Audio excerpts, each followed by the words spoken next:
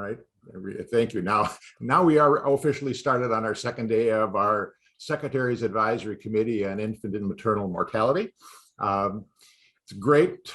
We had a great day yesterday, and I hope to have another set of good topics to discuss and good conversations. And I hope all of you got rested last night. I know Jeannie Conry got up really early in her day to join us today, so we'll get to her introduction in just a second. But yesterday we filled in a couple of gaps on two issues that we knew were important that we hadn't looked at, related to the birth outcomes for First Nations and Indigenous individuals. We looked at SID-SUID, and we talked about the IHS, and I thought both of those were really helpful conversations to fill in some of those gaps.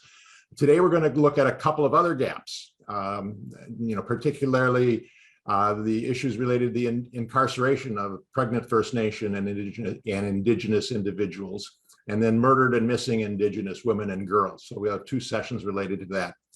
And then we'll get some public comments and then have one more chance to collectively review our draft recommendations before we set off on some work over the summer in preparation for our September meeting.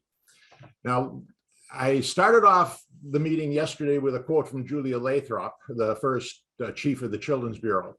And I have to admit that I did that with a bit of fear and trepidation, because I know it used the word handicap, which is usually used in a pejorative sense. And to be honest, I actually was using it in a pejorative sense, expressing contempt and disapproval, but not focused on individuals or groups, but on our overall societal policies and systems.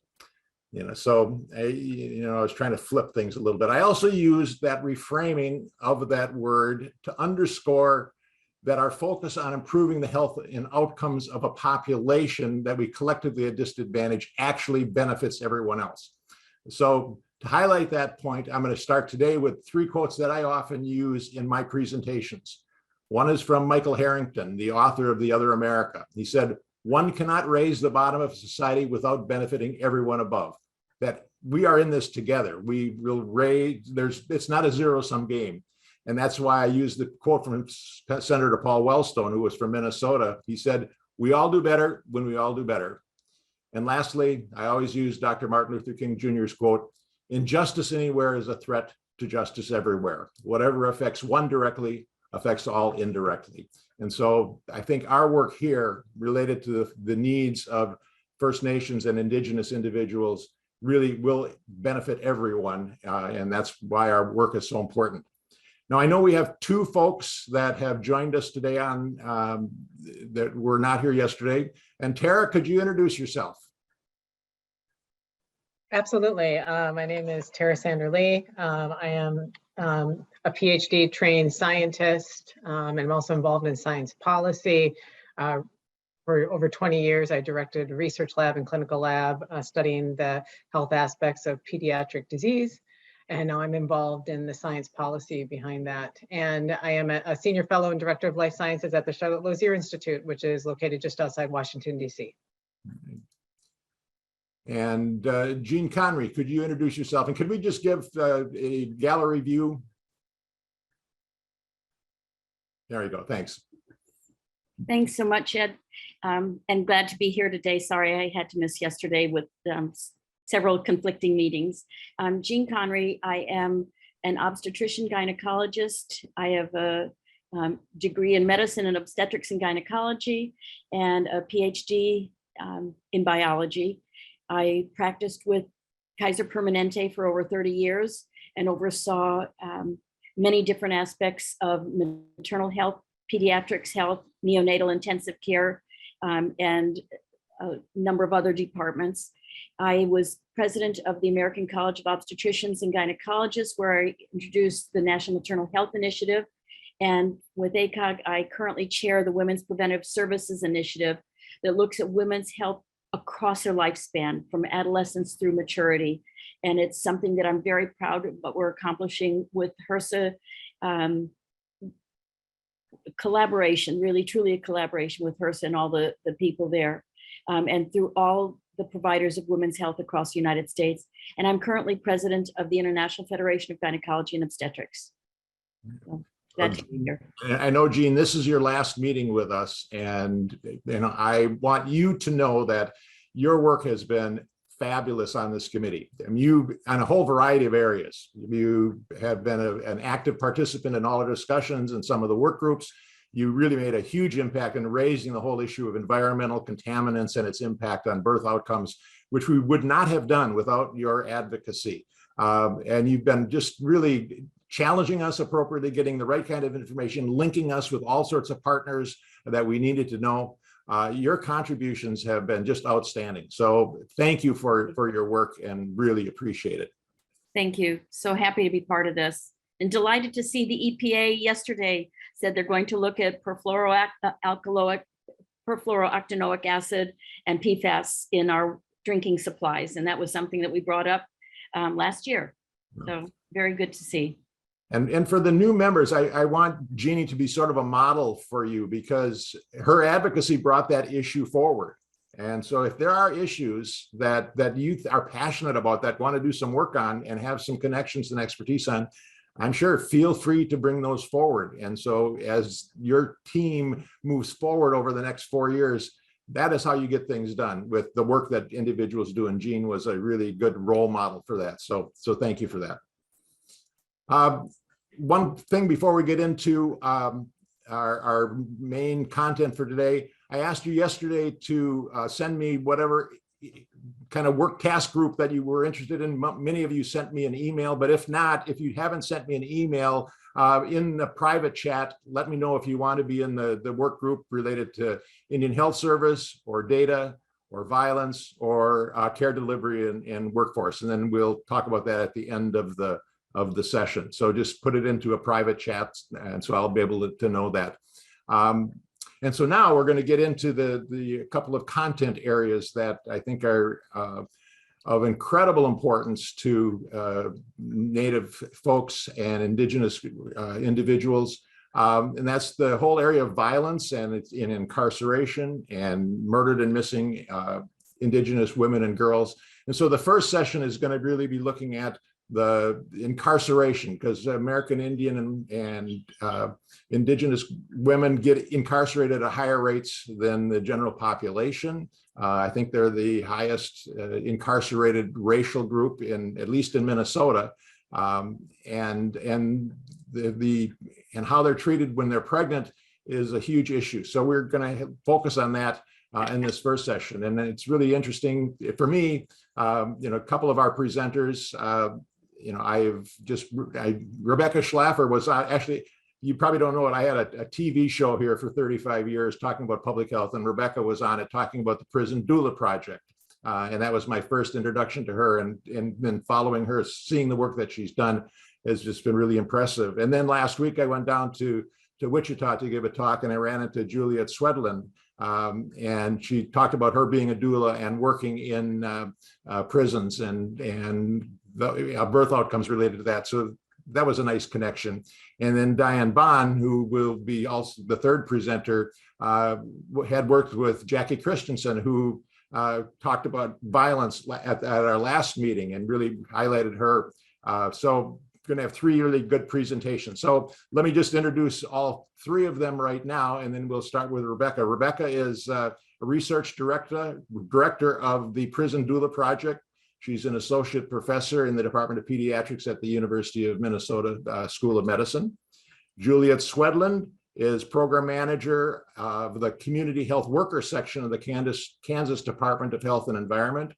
And Diane Bond is retired from the School of Nursing at the University of Minnesota and is an honorary member of the Ojibwe tribe and provided midwifery care through the Indian Health Service in Minnesota, and has done, as we heard at our March meeting, research on intimate partner violence among Native American women. So let's start with Rebecca. Welcome, Rebecca, and I appreciate you being here with us.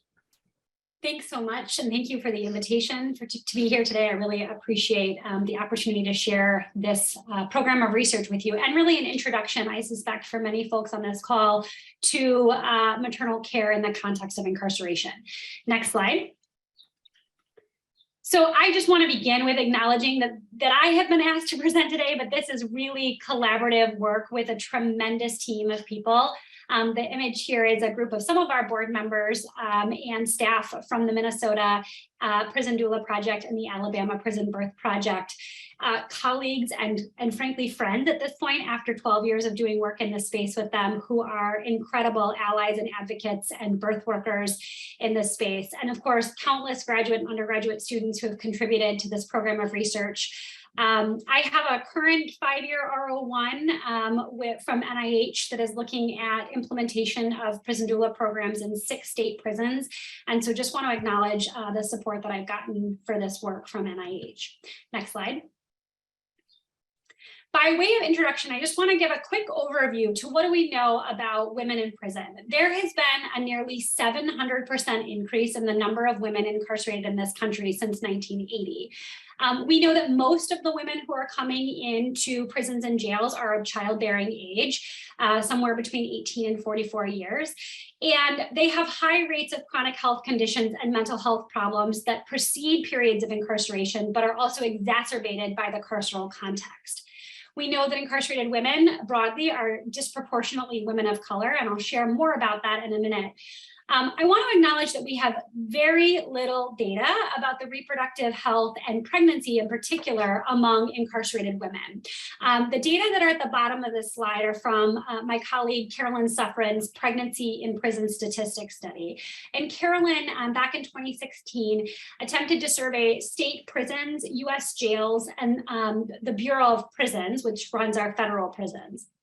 So what Carolyn found during this period of time was that there were approximately 3,000 admissions of pregnant people to US prisons each year, and about 4% of females entering state prisons were pregnant, some of whom in the prison setting will be in prison for the duration of their pregnancy and will give birth in custody. Very different from the jail setting, and we could talk more about some of the challenges here in working with these populations, because the prison and jail populations are quite different in this respect. Far more admissions to jails and prison with rapid turnover and very little opportunity for health intervention, frankly, but a very high-risk population in terms of folks that are coming in with health needs, often ongoing substance abuse issues that have brought them into jail in the first place. So in that year, there were 55,000 admissions roughly of pregnant people to US jails as they extrapolated, and about 3% of females entering jails were estimated to be pregnant. So this gives us the context for which we're going to sort of lay out the rest of our time today. Next slide. I want to emphasize that the criminal legal system is frankly an inherently racist system. We know that there are racial disparities from arrest to reentry, and that Black and Indigenous women are disproportionately represented in both the criminal legal and child protection systems. And this is particularly true for Indigenous women. In Minneapolis, there was a study not that long ago that showed that actually arrest rates among Indigenous women were higher than Black men in the city of Minneapolis. And I think this is a staggering statistic when we consider just what Indigenous women are getting arrested for, often sort of public nuisance crimes that are bringing them into jail, right? Substance use that is visible, sleeping on the street, those sorts of things that are really generally low-level crimes, but are having Indigenous women cycle through the criminal legal system with collateral consequences for their health, for those of whom who are pregnant, certainly their fetal health, and then children, because many of them are already mothers with minor children. At our Minnesota Correctional Facility in Shakopee, Minnesota, 20% of women in prison identify as American Indian or Alaskan Native, and 18% of them identify as Black, despite much lower rates across the state in terms of population. But notably, among pregnant people in our women's prison, 35% of them identify as American Indian or Indigenous, 12% identified as Black. And so I always want to emphasize the point here that when we think about pregnant people in prison, they are even more racially and ethnically diverse than their non-pregnant peers in prison. They are also younger on average than their non-pregnant peers in prison, and they are also have fewer years of education. And so when we think about who is coming into prison pregnant, they really have this constellation of risk factors that increase their risk for adverse birth outcomes. Next slide. I want to give a bit of a background on the care and treatment of pregnant and postpartum people in prison in particular. And in doing so, I'm going to sort of walk through care and treatment of this population from prenatal to postpartum, giving you really a high-level overview. Happy to answer more questions on this or give additional resources, but I suspect some of this will be new content for folks thinking about pregnant people in this space. Next slide. Fundamentally, I want folks to walk away from this conversation recognizing that pregnancy in jail or prison is characterized by a lack of supportive policies and practices. Next slide. We know that most jails are not systematically screening for pregnancy. This is something that we've done a lot of advocacy around in our state, trying to balance personal privacy with opportunities for earlier intervention. Prisons, unlike jails, do routinely screen for pregnancy, but it's important to remember that many people will sit in county jails for long periods of time before they're processed to prison and may not realize that they're pregnant and have essentially foregone care during that period of time. Across the country, there is no mandatory standard for pregnancy-related care in prisons, and this leads to tremendous variability from prison to prison in what pregnant people receive for prenatal care.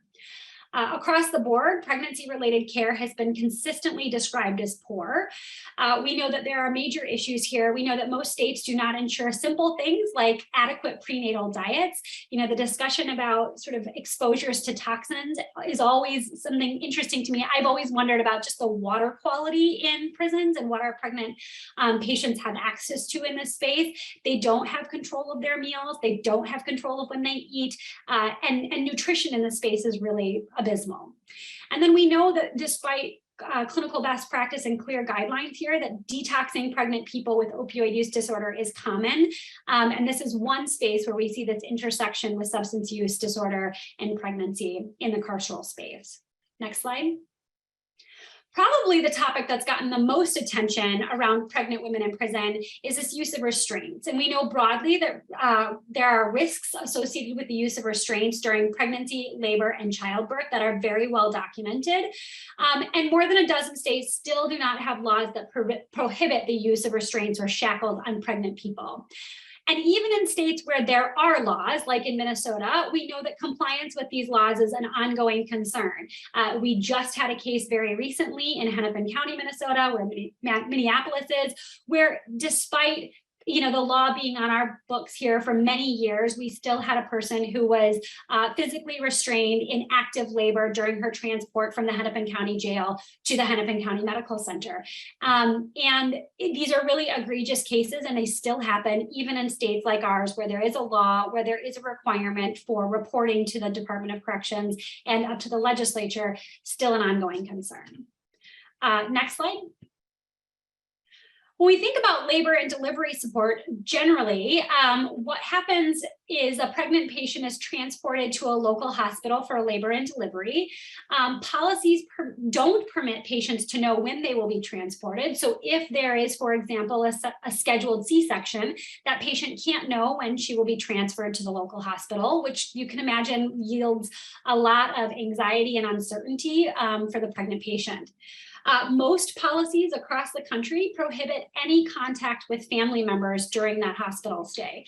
And so save for the handful of states across the country that, like ours, that have a prison doula program, most individuals will labor and give birth alone, with the exception of the hospital nursing staff that are there and the two guards that will be there throughout the entire pregnancy, or labor and delivery, excuse me. So not an optimal environment to be giving birth, for sure. Next slide. We know, as I said earlier, very little actually about the pregnancy outcomes of this population. Again, data here from Carolyn Suffren's study in the PIPS project. On the left, you can see pregnancy outcomes for US prisons, and on the right for jails. You can see that there are a majority of these are live births, but 46% of those, or excuse me, 46 of those total in prisons were reported as miscarriage. I think we have so much more work to do about better understanding the timing of miscarriage, miscarriages that are not reported, and real challenges in this space in terms of data collection that's not typically happening. Next slide. And in the postpartum period, what we know is that across the country, nearly all infants will be separated from their biological mothers at the time that the biological mothers are discharged from the hospital, typically within 48 to 72 hours. Unclothed body and cavity searches are common, meaning that when individuals are discharged from the hospital, they are often strip searched at the hospital, transported in a Department of Corrections vehicle, and then strip searched again as soon as they return to the prison facility. The trauma associated with this in the postpartum period is hard to describe, layered on for a population that has very high rates of sexual trauma and having just the physical trauma of just having given birth for some. This is a really, frankly, awful and inhumane practice. We know that postpartum screening for this population is non-existent or highly inconsistent. And of course, this has really important implications for maternal mental health upon reentry into community. And few facilities have written policies about breastfeeding or lactation. Next slide.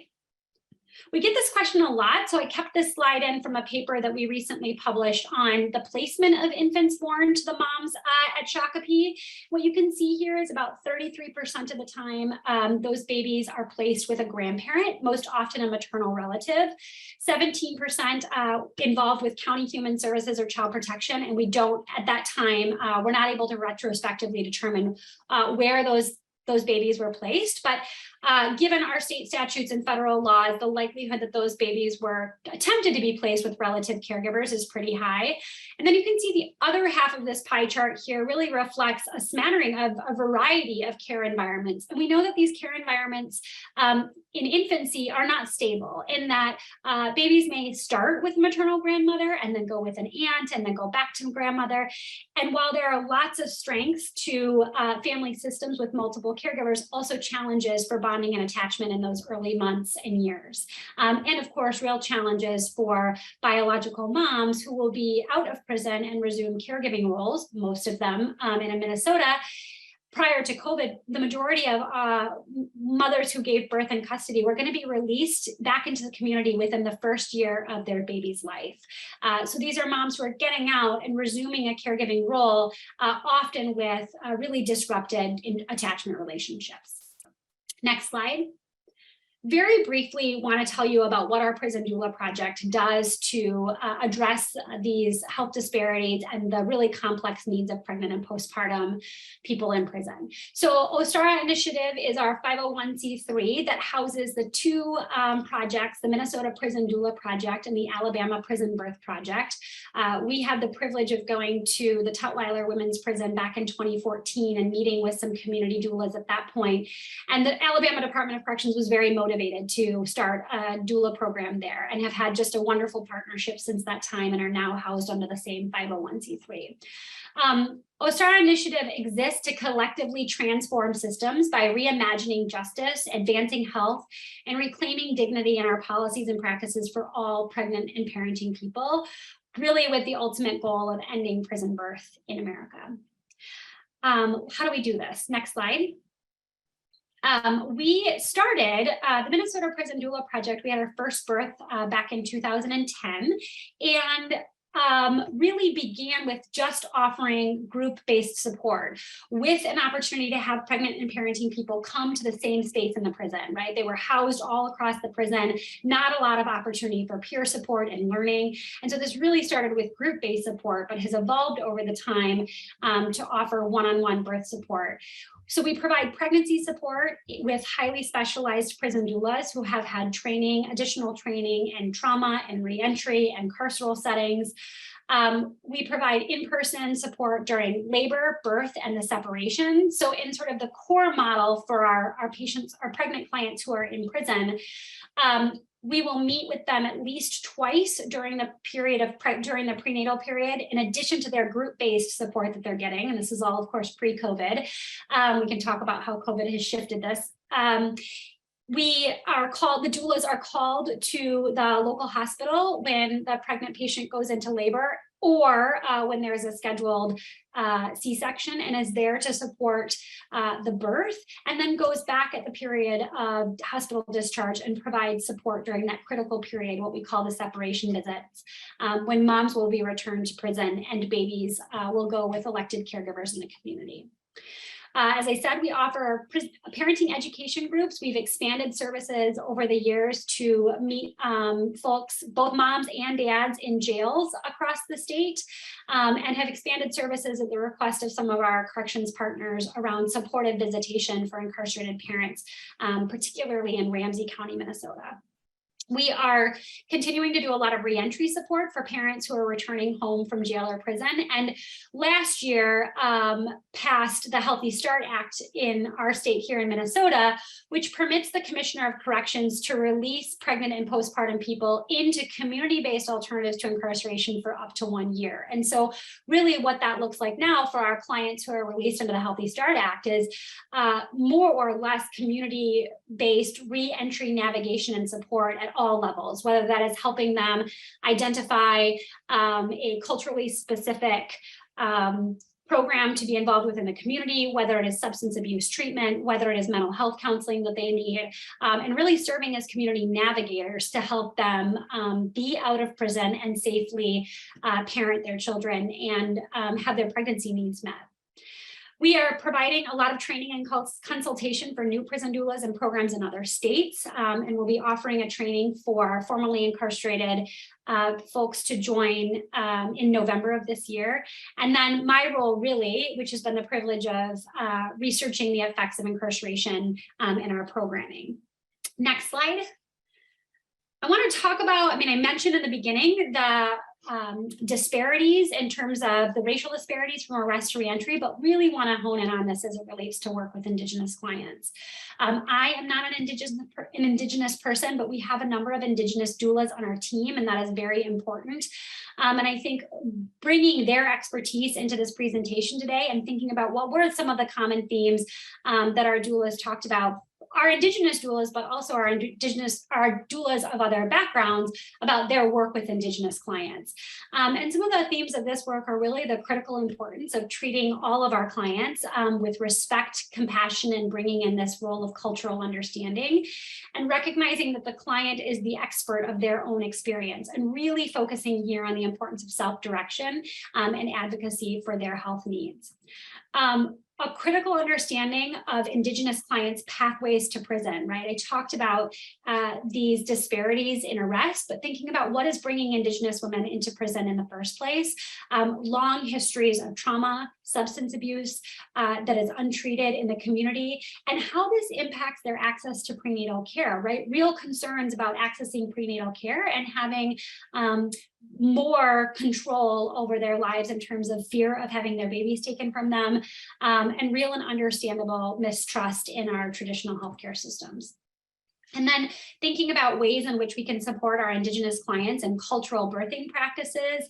And again, a focus on recognizing the generational trauma for Indigenous clients in the forced separation of Indigenous mothers and children. Many of our clients who were separated from their birth mothers, right, with long histories of their own of trauma in childhood. And then what this means for them as mothers giving birth in custody, and again, being separated from their babies without a lot of formal supports for reentry and reconnection, and having that be a part of their culture and family values. I want to close with where I started. So next slide. And I realize I moved through this very quickly. I started by saying that pregnancy in jail or prison is characterized by a lack of supportive policies and practice. Next slide. And I want to emphasize that incarceration causes harm, perpetuates health inequities, and threatens maternal and infant health. I'm going to stop there, and I will be happy to take any questions, or I'll turn it back over to you, Commissioner Ellinger. Thank you, Rebecca. It's startling stuff. So we're going to save questions until the end, and we'll have a general conversation. So let's now go to Juliet. Juliet Swedlund, thank you for being here. Hello, thank you for having me. First, I want to say, wow, Rebecca, I've been a fan and follower of the Minnesota Prison Doula Project for a long time. I had the fortunate opportunity to attend the Minnesota Prison Doula training back in 2018, I believe. So a little bit of history about myself. Thank you for having me. I'm here to speak a little bit about my direct experience as a birth doula in the prison system here in Kansas.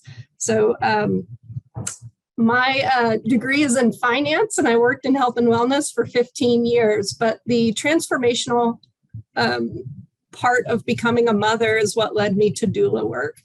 I got trained as a doula from the Simpkins Center for Allied Birth in Seattle, Washington, and returned there for my childbirth education training, as well as the When Survivors Give Birth facilitator training. That's understanding and healing the effects of childhood trauma on the childbearing person.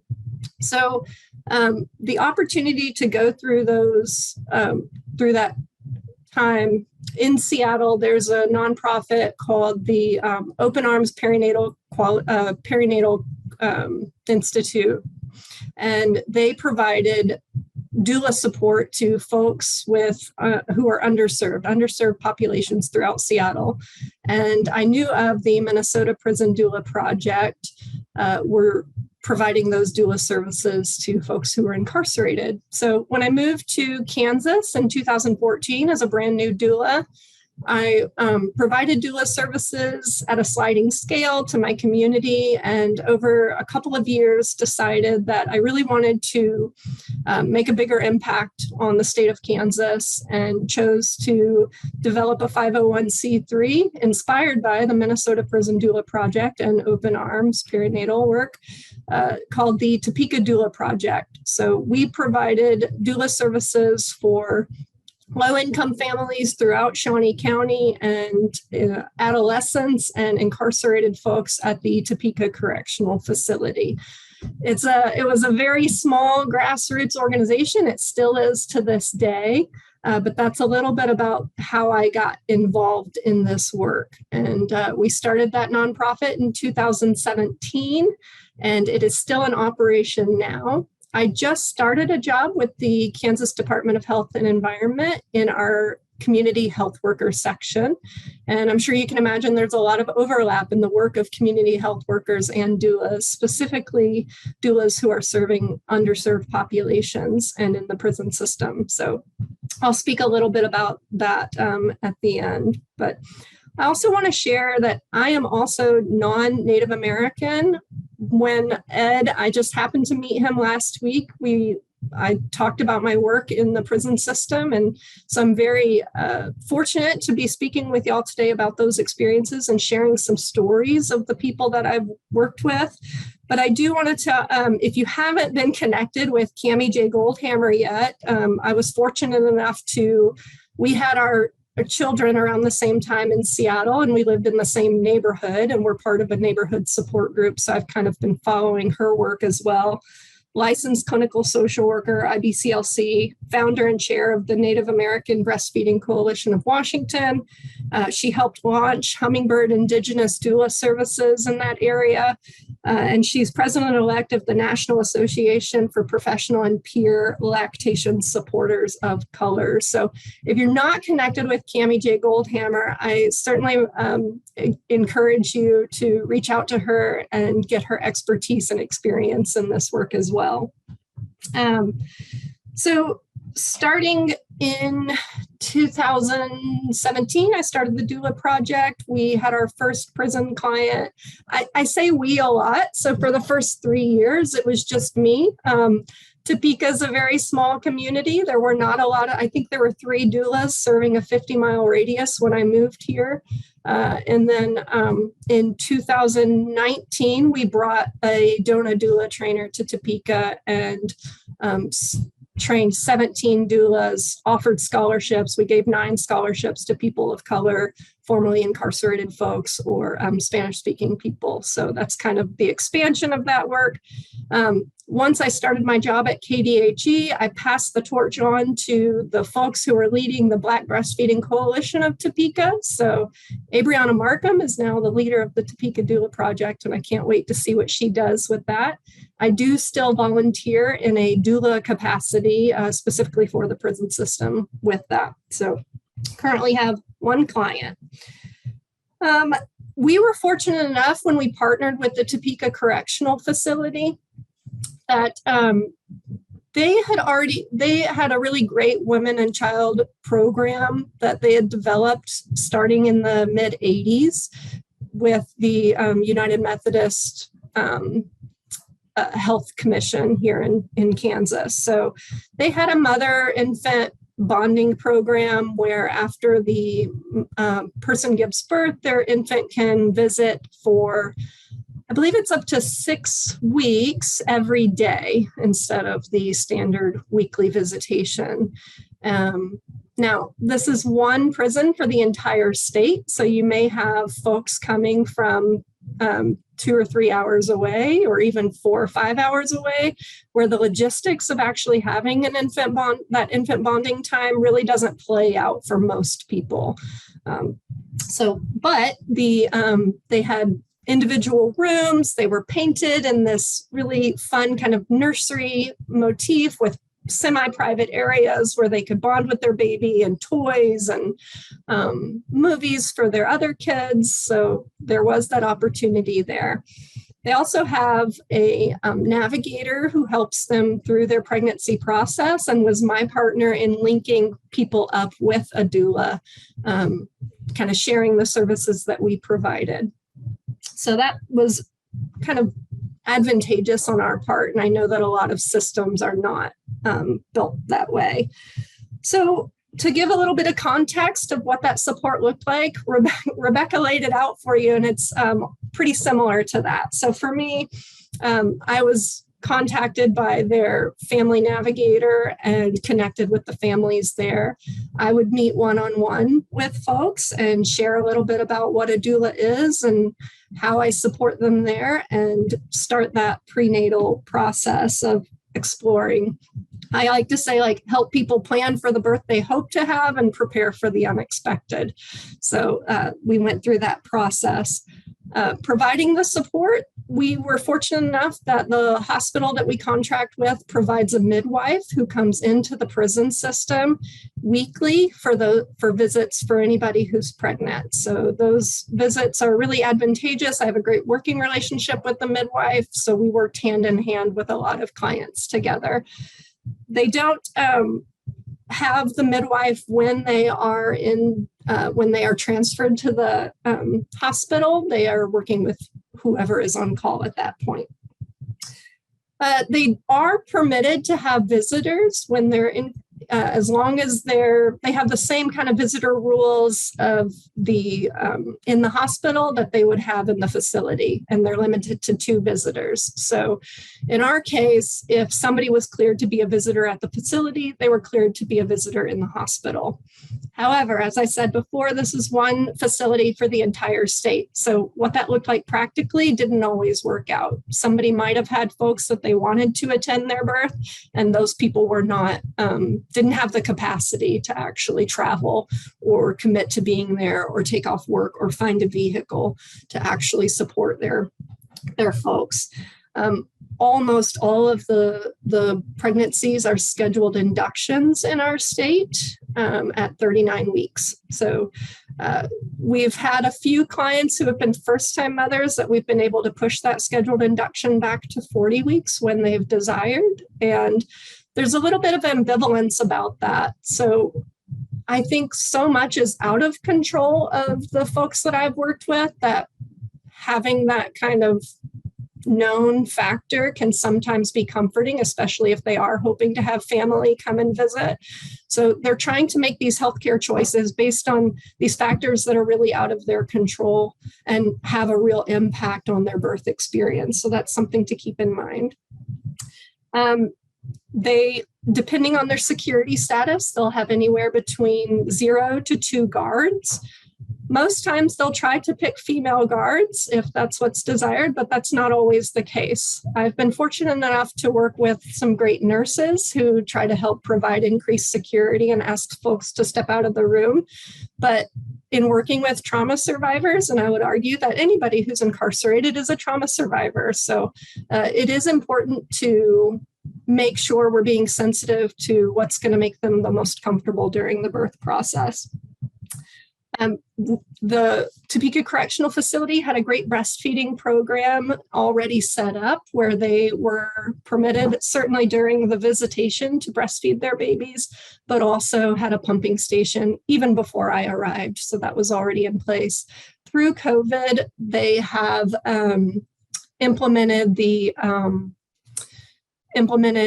shipping of the breast milk too, so folks can pump and ship their breast milk as well. So that's a little bit of like context around the way in which I've served clients. I want to share with you a few short kind of clips. It's really interesting in doing this work because it's easy. I've served over 40 clients in the last 5 years-ish, and the stories all kind of blend together. We not only in the birth setting, but also we implemented a support group. So anybody who was pregnant or who had had a baby in the last 2 years was a part of that support group. That's since gone away with COVID. We've not been permitted back into the facility yet, but we are providing still those services virtually, so the birth support services virtually, where I can do those prenatal appointments on Zoom and then join them when they go into the hospital. So probably the most striking quote early on in my work there, somebody said, it'll be better with you there. I won't be alone. And there's nothing that really sums up the work more. Birth is already a time that's filled with fear and anxiety, even with the best support systems in place. I'm sure you can imagine how much worse that could be when you would be alone and without any additional support. I've been in birth settings with women who have had seizures and disassociated during their labor, told me about the brain trauma that they suffered as a result of their ex-husband's abuse. I've been in birth settings with mothers who have been in that situation because they were raped by somebody who held them against their will, forced and threatened them into that setting. I've been in births with somebody who's pregnant with their 8th child at 37 years old, had her first child at the age of 12 after her dad raped her. I've been in birth settings with people whose parents left them alone for days at a time in charge of her toddler sibling when she was 6 years old. I've been in birth settings with people who are incarcerated for weed and gave birth to their baby and was without their baby for over a year. I've been in birth settings with first-time mothers whose family were too far away to be there and had a 24-hour labor that ultimately ended in a cesarean. And I also work with the Kansas Juvenile Correctional Complex, and I've been in birth settings with 15-year-olds, now currently have a 14-year-old client.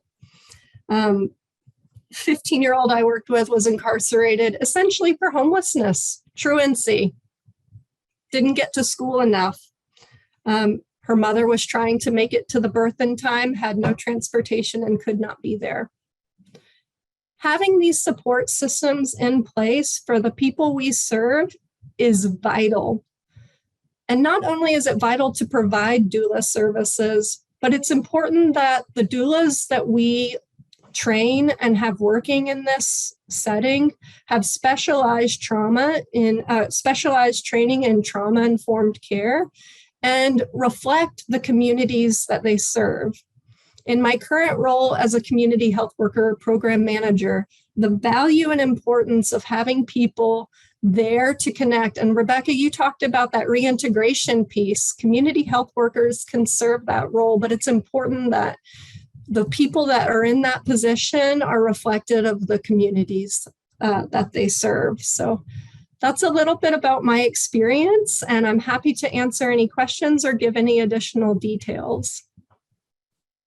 Thank you, Juliet. That was powerful. And I like the point that you make, you know, the healthcare team really does need those community health workers, including doulas, which are the community health worker type. And that's how we get into the communities. We hear the voices of the communities, we get the support. So thank you very much.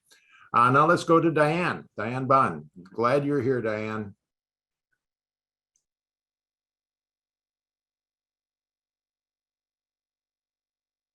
So unmute.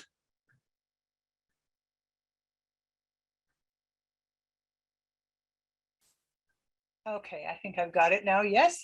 There you go. Can you hear me? Okay, very good. I'm very delighted to be here, and I was very impressed by the work of Rebecca and Juliet, who are a part of this this group that's doing this presentation. I do want to make some clarifications. Ed, I'm sure you got this information from my dear friend and colleague, Jackie Campbell.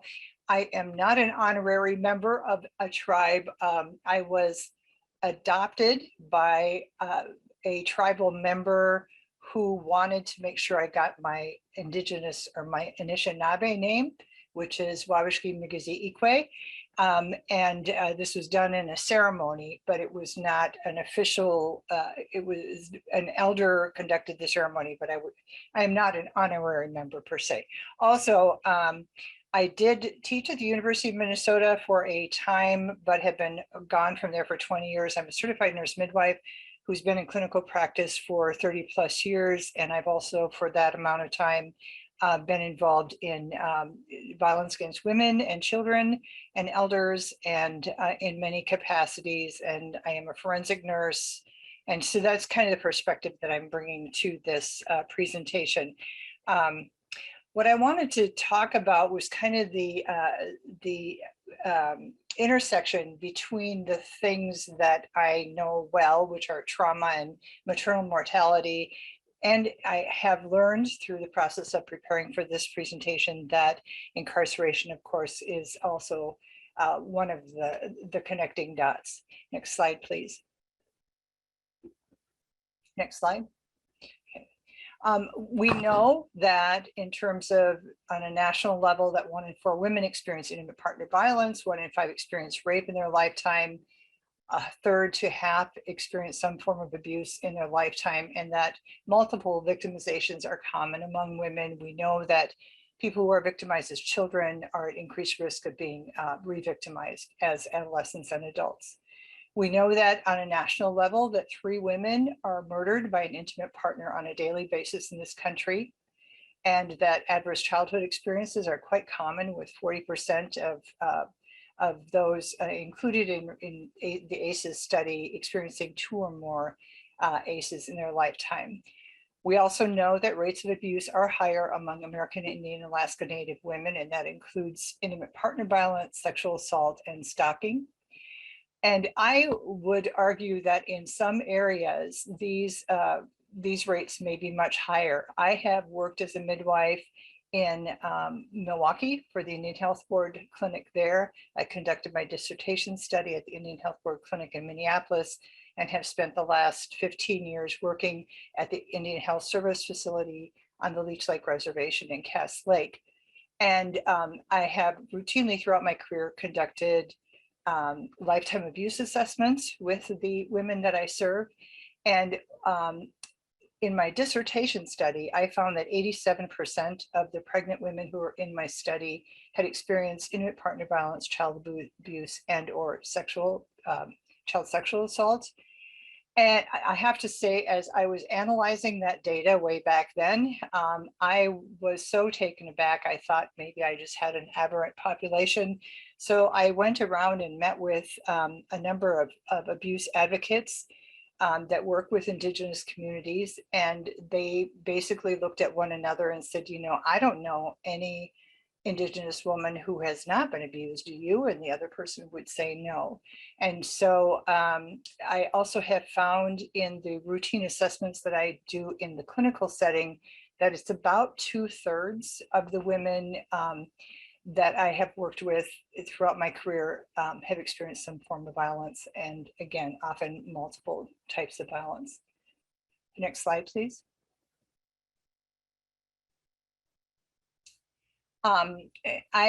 Because I am not an expert in incarceration, I did spend some time researching this, and I found the ACLU had quite a bit of useful information. Rebecca and Julia, please feel free to interject any insights or knowledge that you have on this area. But according to the ACLU, women are the fastest growing segment within the prison population. 2/3 are women of color, the majority are mothers, and most are there for nonviolent crimes such as drugs and prostitution. The vast majority have been victimized, and many come into the jail or prison setting with mental and chemical health issues. Next slide. And this is where we begin to intersect with intimate partner violence, is that women who are arrested are often arrested for acts that are coerced or controlled by male partners in response to violence. This includes trafficking, drug use and sales and transportation, fraud, or they may be present during a violent crime committed by their partner and incarcerated as a result. And also, many are incarcerated for responding to abuse. 90% of the women who are incarcerated for killing a man had been abused by him previously. We also know that women receive harsher sentences for killing their male partner than men who kill female partners, and that many experience abuse in prison. Some of you may be familiar with the case of Marissa Alexander from Jacksonville, Florida. This is back like 12 years ago. She was in a very abusive relationship and was being threatened with being killed. And she had a permitted gun that she retrieved from her car, brought it back into the house, again was threatened with being killed. She fired one shot into the ceiling, causing no injury to anybody. And she was sentenced for 20 years in prison after 12 minutes of jury debate. And these are the kinds of things that she has since been released before that 20 years was up. But again, this just speaks to the intersections that we see between incarceration and abuse. Next slide, please. When we look at the intersection again between maternal mortality, IPV, we know that women of childbearing age are the most likely to experience intimate partner violence, and that abuse may begin or escalate during pregnancy or the postpartum period. And there are IPV associated risk factors for poor infant and maternal outcomes, including late and inadequate care, often because she is not allowed to access medical care. She may include poor weight gain. I actually worked with a patient many years ago whose husband allowed her one meal a day. The rest of the day she could have water and crackers because he didn't want her to get too fat. Substance abuse is definitely associated with history or current trauma. And then injuries that can occur from intimate partner violence during pregnancy, particularly blows to the abdomen, can result in rupture of membranes to preterm birth and abruption. And women experience a whole host of injuries during pregnancy from their intimate partners, from bruises to strangulation and or homicide. Next slide, please. So if we look at maternal mortality, we know that if we're looking at pregnancy-associated maternal mortality, which unfortunately does not get very much attention really in the literature and in the research, we are very focused in on pregnancy-related maternal mortality. But if we look at associated mortality, the most common causes include suicide, homicide, and drug overdoses. And all of these things are known to have intersections with intimate partner violence, and all are more common among Indigenous women. I have to say, and this was addressed yesterday, and I'm so grateful that they are finally starting to tease out data about Indigenous women from this new multi-race category, because it is really difficult to tease this information out. Oftentimes, also because of the low numbers of American Indian Alaska Native women, they are categorized as other. So it's can be really difficult to tease all of this out. We know in general that 1/3 to 2/3 of femicides are associated with intimate partner violence, where the woman is killed by a previous or current partner. This varies widely from state to state and from year to year. We know that pregnant and recently pregnant women are at increased risk of intimate partner violence, homicide compared to non-pregnant women. If some of the state level data that I have looked at in terms of maternal mortality have attributed up to 13% of all deaths.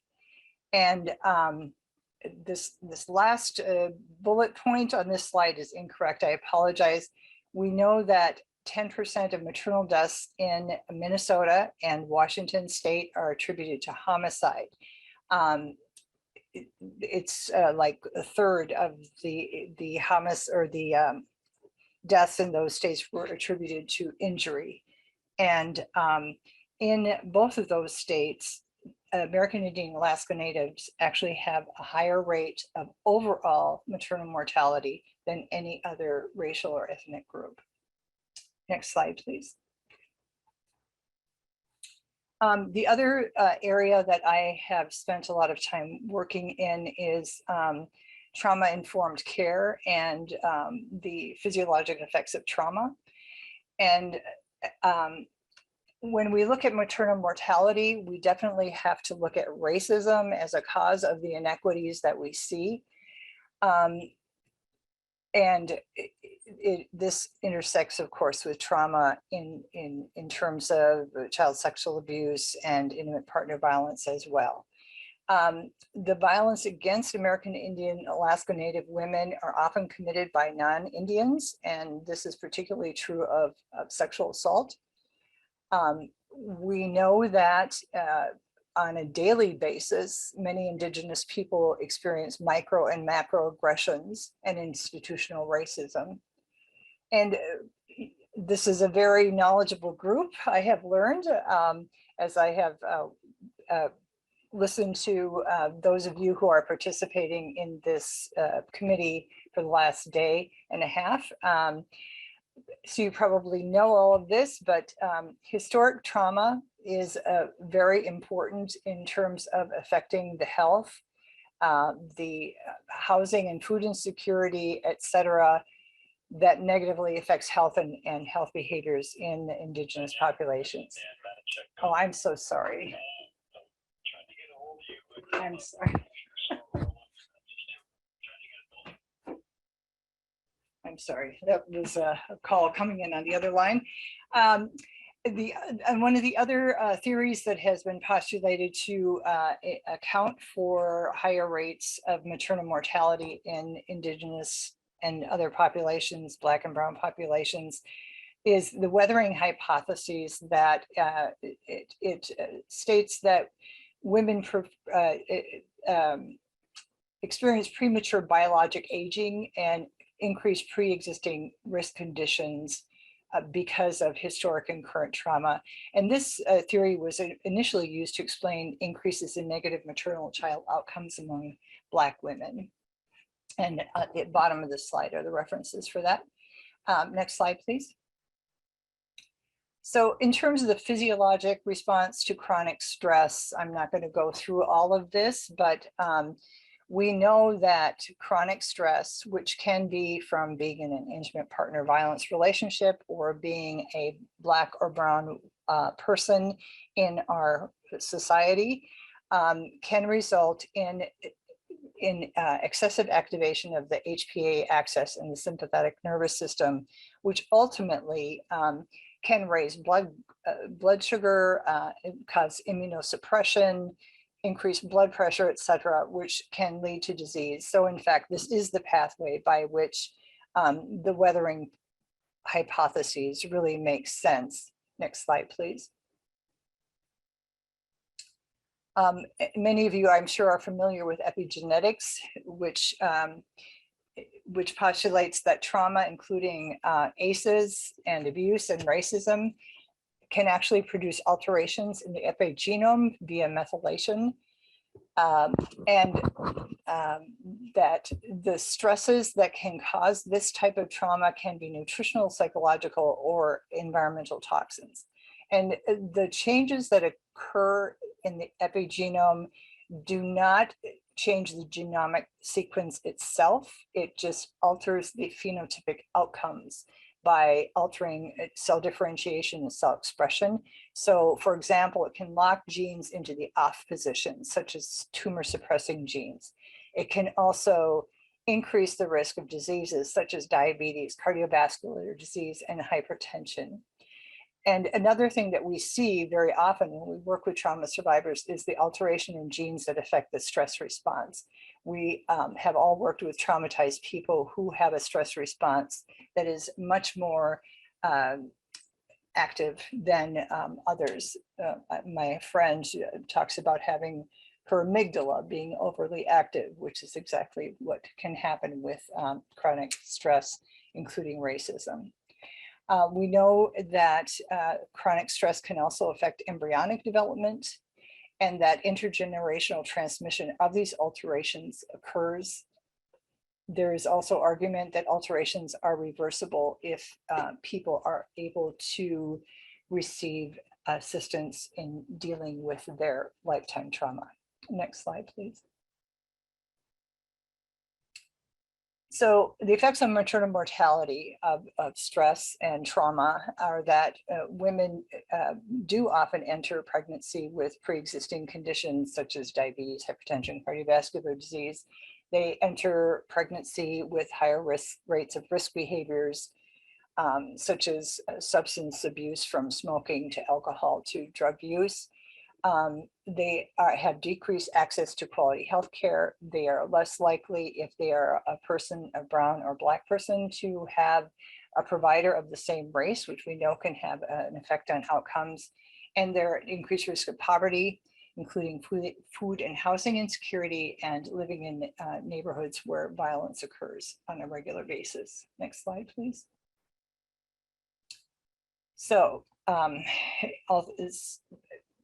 the takeaway from this is that if we are to address maternal mortality, it is really, really important that we pay attention to the presence and effects of lifetime abuse and racism, and that we screen for abuse with our pregnant patients and make sure that we get them connected to any kind of assistance that they might need. And in closing, I just want to also say that in the work that I've done with maternal mortality, we really need to be increasing our role in supporting the role of midwives in maternal mortality. There is some really good international and national modeling that indicates increased use of midwives would drastically decrease maternal mortality. And I believe I sent in an article. There was a issue of the Journal of Women's Health in 2020 that was focused on maternal mortality. And I was co-author of an article in there on maternal mortality among American Indian Alaska Native women. In that article, in the discussion, it does speak to the use of midwives in reducing maternal mortality. And I thank you very much for your time, and I look forward to any questions. All right, Diane, thank you very much.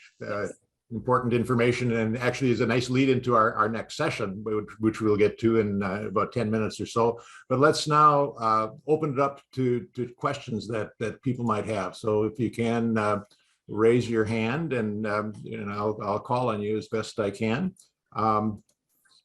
Belinda. Thank you, Ed, and thank you all so much for this wonderful presentation. It is definitely needed to make sure we're all educated, even more so than what we thought we had, put it known. But my question is to Rebecca. in the work you're doing with the Doula project, or you can open up to anyone, is there any conversation around having, making sure women maybe can breastfeed for a while they're incarcerated, if they can express the milk and still have it available for their children? It's one of the conversations we've had in our state. We haven't figured it out, mind you, but I was just wondering, is there any of the efforts that you all are looking at? Yes, this is where there's such tremendous unevenness in the implementation of these support programs across states. So while we've had a really robust doula program for more than a decade now, lactation support has been something that our state has challenged with. And we had very early conversations about, the breast milk won't be safe, right? Really stigmatizing problematic conversations around how would we test the breast milk so that moms aren't poisoning their babies? We can't have a refrigerator or a freezer. That's not logistically possible. How are we, all of the barriers that DOCs can put up. And I will say that we've made some progress, and in the last 6 months have been able to have 2 clients who have pumped, stored, frozen their breast milk, and have volunteers picking it up from the prison and delivering it to caregivers in the community. In other states, so in Alabama, they have had a robust lactation program with a beautiful lactation space that volunteers have helped create in the prison. They have been storing, freezing, and shipping breast milk overnight to caregivers in the community. These are happening on small scales. The logistics, I think, are complicated, and the long-term sustainability, right, of having a volunteer drive to the prison and drive and drop off breast milk somewhere else is challenging. I think that this is going to be a place where we see considerable movement in the next 5 years, and especially around on-site for babies and moms that are geographically proximal to one another, not necessarily co-residents, but if a mom and a baby lives in community 10 miles down the road and caregiver could bring baby, there right now policies prohibit their ability to nurse on during visits. So again, there are opportunities both for milk storage, getting it to baby, but also opportunities for nursing on site. But there's a lot more work to do in that space. Great question. Juliet, do you have anything to add to that? I know Yeah, I spoke to it a little bit, but in our experience, the Topeka Correctional Facility for the state of Kansas has been very pro breastfeeding and pro pumping. The challenges that Rebecca mentioned are absolutely true for our space as well. So I have personally delivered breast milk to the NICU for a mother who was incarcerated, but and COVID extends those challenges because the caregivers who have baby aren't able to be in the facility at the moment. So the logistics of shipping it out and getting breast milk for the baby, but I have had somewhere upwards of 5 to 10 mothers who have successfully pumped and breastfed their babies while incarcerated, including a 15-year-old who was incarcerated for a year. Good. Jeannie Connery. Thank you to everybody for a phenomenal set of talks that really complement one another very, very well and point out huge holes in our caregiving ability. One comment I have about the intimate partner violence is we screen for diabetes in pregnancy, where we look at about 1 in 10 women with diabetes, and yet we don't screen for across the board. We did at Kaiser, but not at most other facilities. We don't screen for intimate partner violence where it's 1 in 3. So we've got some deficits there about what are the best screening options for women. My question for everybody is, we've got different types of prison systems, the federal system, the state system, and I'm sure local incarceration. How do we share best practices and really move what's going on? These were phenomenal examples. How do you encourage other systems to change? How do you work at the federal level for, I live close to Folsom Prison. So how do you change the federal prison system and the state prison system so they're more empathetic and understanding of the needs of moms? Who's going to take that one on? Big job. I can take it on, and I'll put in the chat a paper that my colleagues and I just published on some reactions to the federal maternal momnibus, the Black maternal momnibus, on sort of reflections at the federal level. A lot of work needs to be done. You're right. Each of these prisons is sort of their own challenge to operate. I think we have done it in a very grassroots way, frankly, over the last decade plus, and that is a lot of sharing of resources, inviting folks like Juliet to join national sort of conversations that we've hosted in Minnesota, really trying to share data collection tools, programming guides, even, you know, our system for invoicing for doulas, right? Anything that we can share, we've really tried to do so, recognizing that if the vision is to end prison birth, it's not just end prison birth in Minnesota, it's across the country. I do think we are going to continue to see a recognition of how ignored this population has been. And I think, frankly, by design, right? We've all been told that the system has been developed to lock up the bad people, to keep the rest of us safe. And I think the more and more people get into this, recognize what a lie we have been told and how our communities are not safer by locking up, you know, millions of people, and moms and babies aren't healthier by putting them in prison and not giving them access to adequate nutrition and prenatal care.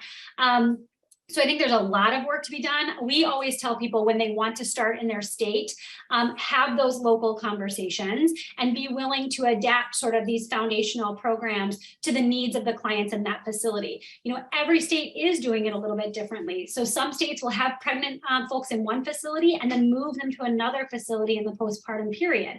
That is critically important information to know in terms of programming, right? So some of the aspects of program implementation need to be site specific.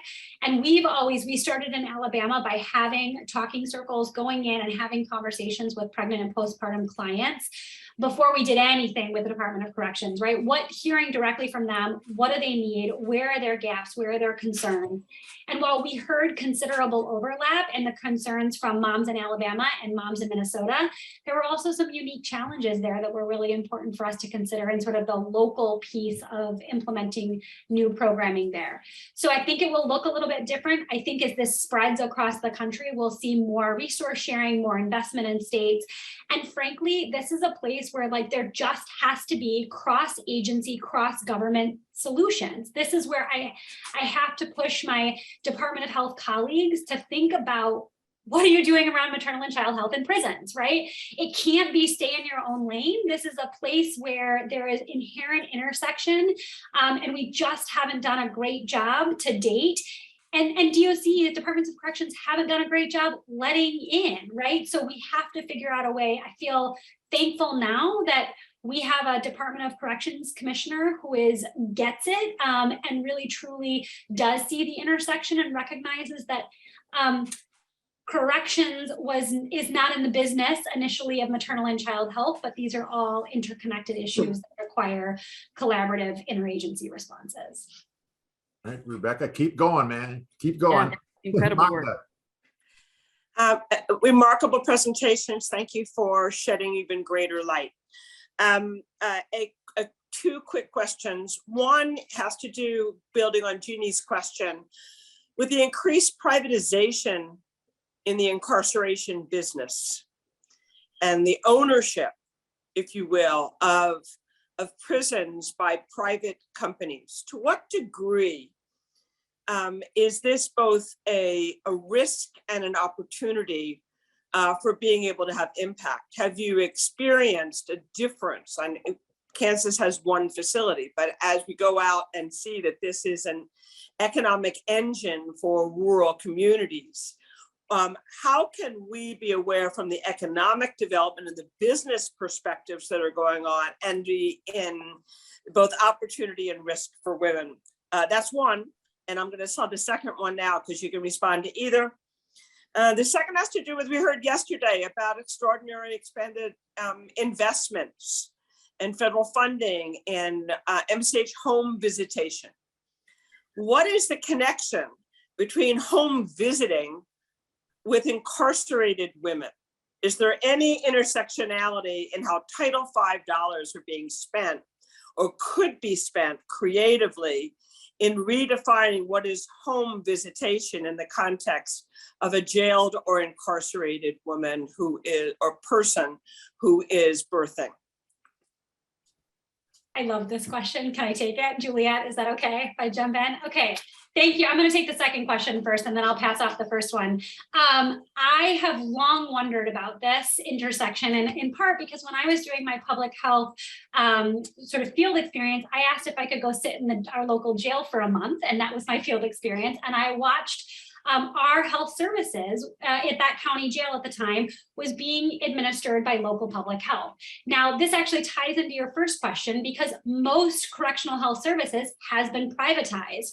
And in the state of Minnesota, only a handful of correctional health services are still actually administered by local public health.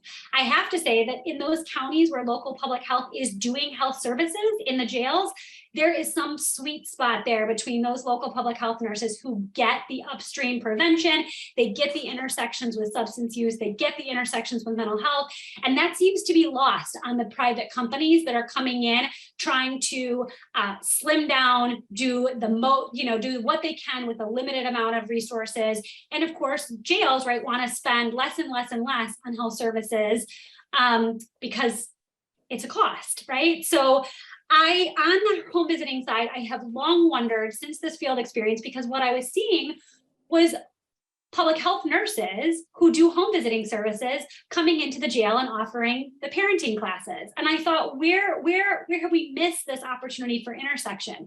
And of course, when we go back and look at the early literature on nurse-family partnership and other home visiting models, there was long this conversation about the opportunities for family home visiting to prevent maternal engagement in the criminal justice system and longitudinal outcomes for their children, right? Their adolescents.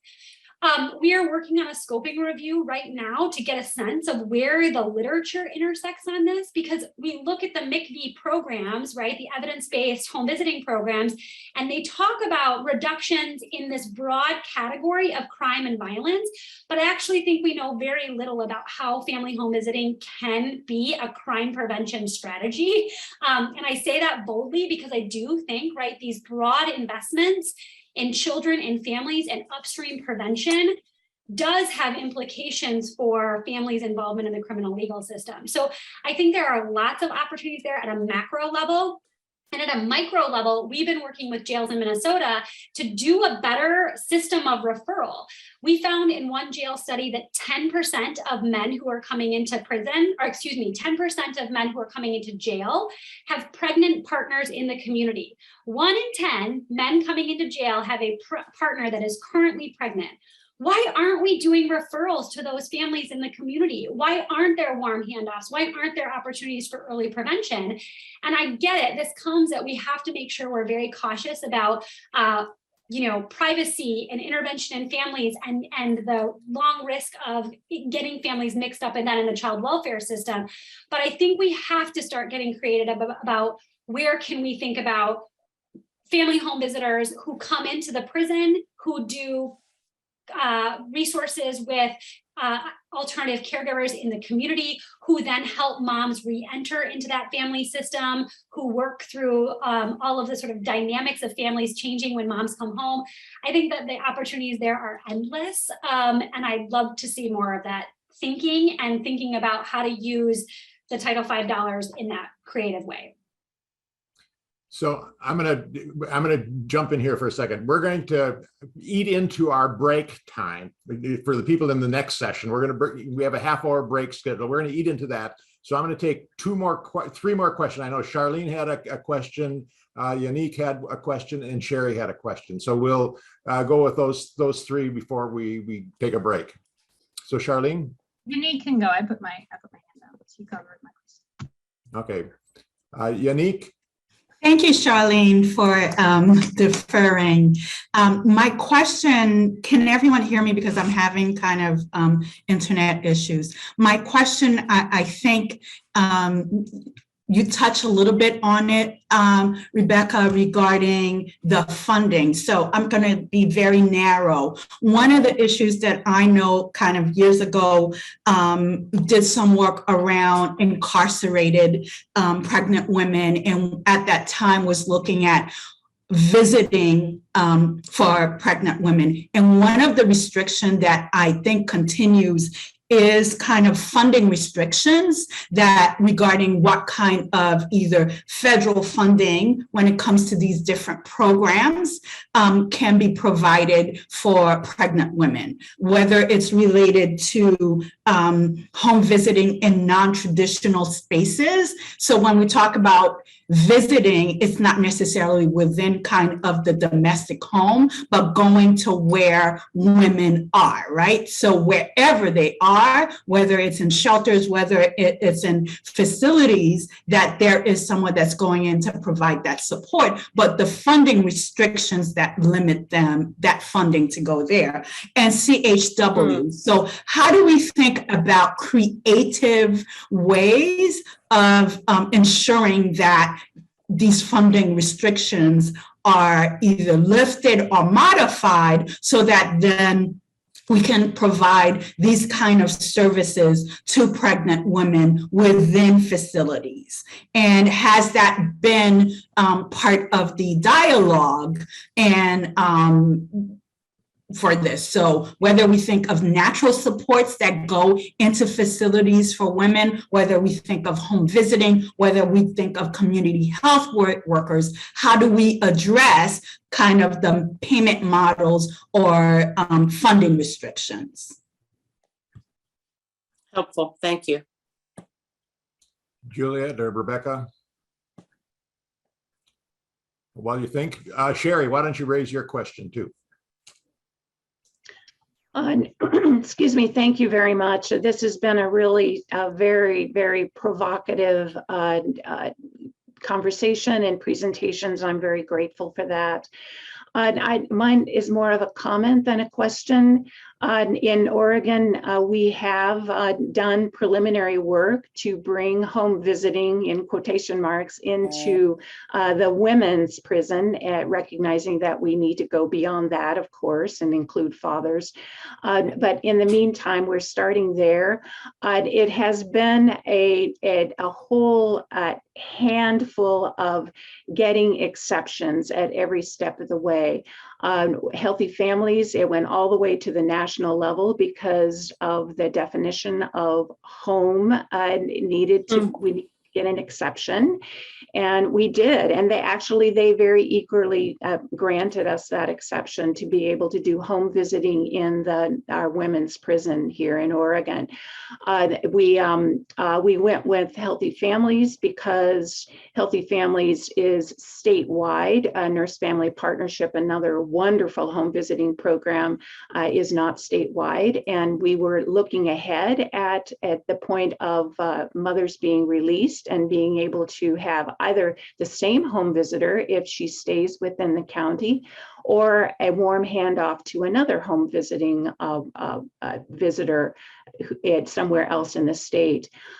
We had to get an exception within the prison, as already mentioned, a limitation, the number of people who can visit at any one time, in order that we could have mom, the home visitor, the adult accompanying the baby or young child, and the baby or young child there. We were successful at doing that under our legislated Bill of Rights for Children of Incarcerated Parents. COVID, as it did with so many things, put a screeching halt to any advancement in that. But that is the way that we're approaching it. And we have much more to do, much more to learn. I'm very open to others who have experiences that relate to this as well. Thank you, Sherry, for that comment. And thanks to our three presenters. This was just really eye-opening presentations and really helpful in our thinking about the recommendations that we have to move forward in this issue and others. And the link with interpersonal violence and incarceration and health outcomes is just really, really crucial. So thank you for your contributions. And I will now turn it over to Janelle. And as I said, Janelle, we can eat into the break time a little bit. So take it away from here. Thank you. Okay, thank you. In preparation for today, I just have a few little things that I would like to share with you all. The first being that in the chat box, I have placed a number for everyone to text if they want to take the time and just share which ancestral lands you're standing upon. So I'm speaking to you today from Northern California. I'm standing upon Wapo, Pomo, and Kosumi Waka land, and that's where I'm joining you today from. So we have 3 panel speakers. It's my pleasure to introduce the next panel of speakers. We have experts join us today who will help frame our understanding of the urgency surrounding women and violence. So a nice segue from the incarcerated talk that we've had, because this work continues. Our first speaker will be Dr. Annie Belcourt. Dr. Belcourt, Otter Woman, is an American Indian professor in the College of Health at the University of Montana School of Public and Community Health Sciences Department. She is an enrolled tribal member of the 3 affiliated tribes, Blackfeet, Chippewa, Mandan, and Hidatsa. She was raised on the Blackfeet Reservation. Her doctorate is in clinical psychology research, and her research interests include mental health disparities, environmental health, trauma, post-traumatic stress reactions, risk, resiliency, psychiatric disorder, and public health intervention within the cultural context of American Indian families and communities. Following Dr. Belcourt, we will have Michelle Sauvé. Ms. Sauvé is an enrolled member of the St. Regis Mohawk tribe and serves as the executive director of the Interdepartmental Council for Native American Affairs, the ICNAA at AHS. As the executive director for the ICNAA, she provides coordination across HHS and supports ANA leadership and the council and cross-program collaborations and coordination on policy impacting Native Americans within HHS. Ms. Sauvé is also the Intergovernmental Affairs Specialist at ANA. Her work includes providing policy and program advice across a variety of issues that impact tribes, and she helps ANA collaborate across, across federal agencies via participation on various work groups and interagency initiatives. Finally, we will conclude our panel with Stephen Hayes. Mr. Hayes is a public health analyst in the HRSA Office of Women's Health, where his portfolio includes violence prevention and response, behavioral health, and American Indian Alaska Native health. He currently coordinates OWH activities in support of the development of a new agency-wide strategy to address intimate partner violence, and recently led an effort to develop a toolkit, which I will include, for HRSA, supported providers and their organizations to help them better meet the needs of women with opioid use disorder. He represents OWH on numerous work groups, including the Interagency Council on Native American Affairs, MMIP Health Group, the VA's Intimate Partner Violence Advocate Program, Expert Work Group, and the HHS Substance Exposed Pregnancies Work Group. We will hold all questions until the end of the panel members speaking. So Dr. Belcourt will be joining us from rural Montana, and while she is speaking, I will be sharing slides that I've created based upon the Urban Indian Health Institute's Missing Murdered Indigenous Women and Girls report. Welcome, Dr. Belcourt. You are welcome to start. Okay. Okay, Nisto Natanako Amanisiaki. My name is Annie Belcourt, or Otter Woman, and I'm speaking to you actually from my ancestral homeland on the Blackfeet Reservation in northern Montana. And I am speaking from my vehicle because I'm here at the International Blackfoot Conference on health and wellness, and it's a once in a lifetime opportunity actually for our tribal community to have folks who are both from Canada and the United States come together and discuss wellness, language, culture, and the intersection of healing. And so this is, inclusive of folks who are from the arts, from the sciences, from, traditional medicine, and all of the folks who are really invested in the very questions that all of us are discussing today. So I wanted to first express my gratitude to everybody on the call and to all the organizers on this important topic. I am a tribal member. I grew up on the Blackfeet Reservation, but I'm also enrolled at the 3 affiliated tribes in North Dakota. And so as part of my background is I chose to become a clinical psychologist in the Western training world and a researcher. And so I'm happy to share some research articles and statistics and those kinds of aspects.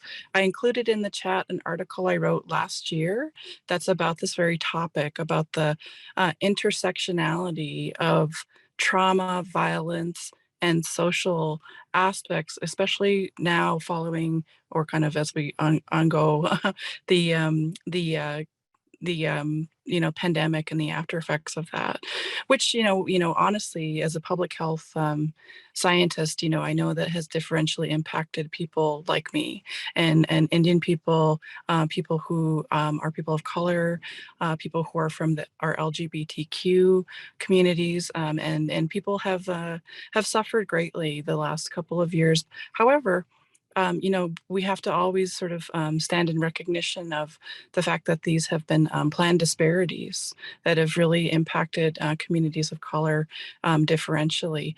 And so, I greatly appreciate the fact that there's this space to discuss advocacy, science, and policy and practice in ways that could help American Indian communities. And so I myself wear different hats. I am a professor, and I will be chairing our Native American Studies department at the University of Montana as well.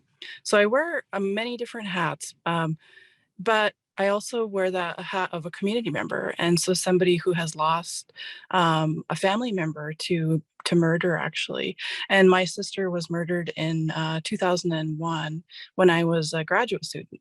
And it was really, prior to there being a lot of sort of public knowledge about the epidemic around violence with regard to American Indian women.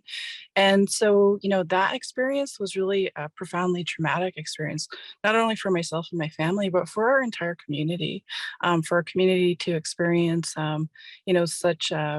such a constellation of causal factors that led to the loss of my sister. And so, unfortunately, there are so many families who share that same history and that same story. I don't, pretend to be unique in that. And unfortunately, it's very much intertwined with maternal health, child health, early adult. That has this cascade effect developmentally to lead to a lot of the disparities that we see. And so, and instead of having, a lot of, data that I was going to, hit you with this afternoon, I really wanted to instead talk from a first person experience about what it's like to be a scholar who's trying to write in an advocacy informed science around the space of violence and how it's impacted our communities, but then also as a community member and how it is to be a part of a community with so much depth and richness in terms of our culture, our knowledge, our history, our language, and also be faced with the realities that we see. So many forms of violence within our communities. We see lateral violence, we see, direct discrimination from outside groups, and also from within, and between our communities. So unpacking all of that has been something that I've really focused on in my research. But one of the things that has been really important to me has been to ask difficult questions, and questions that are not always questions that are welcome. Because when we think about the issue of violence within any community, you really have to think about people, right? And so I work with a lot of epidemiologists, and they want to do studies that are looking at tree cover and how that corresponds to COVID mortality or things of that nature.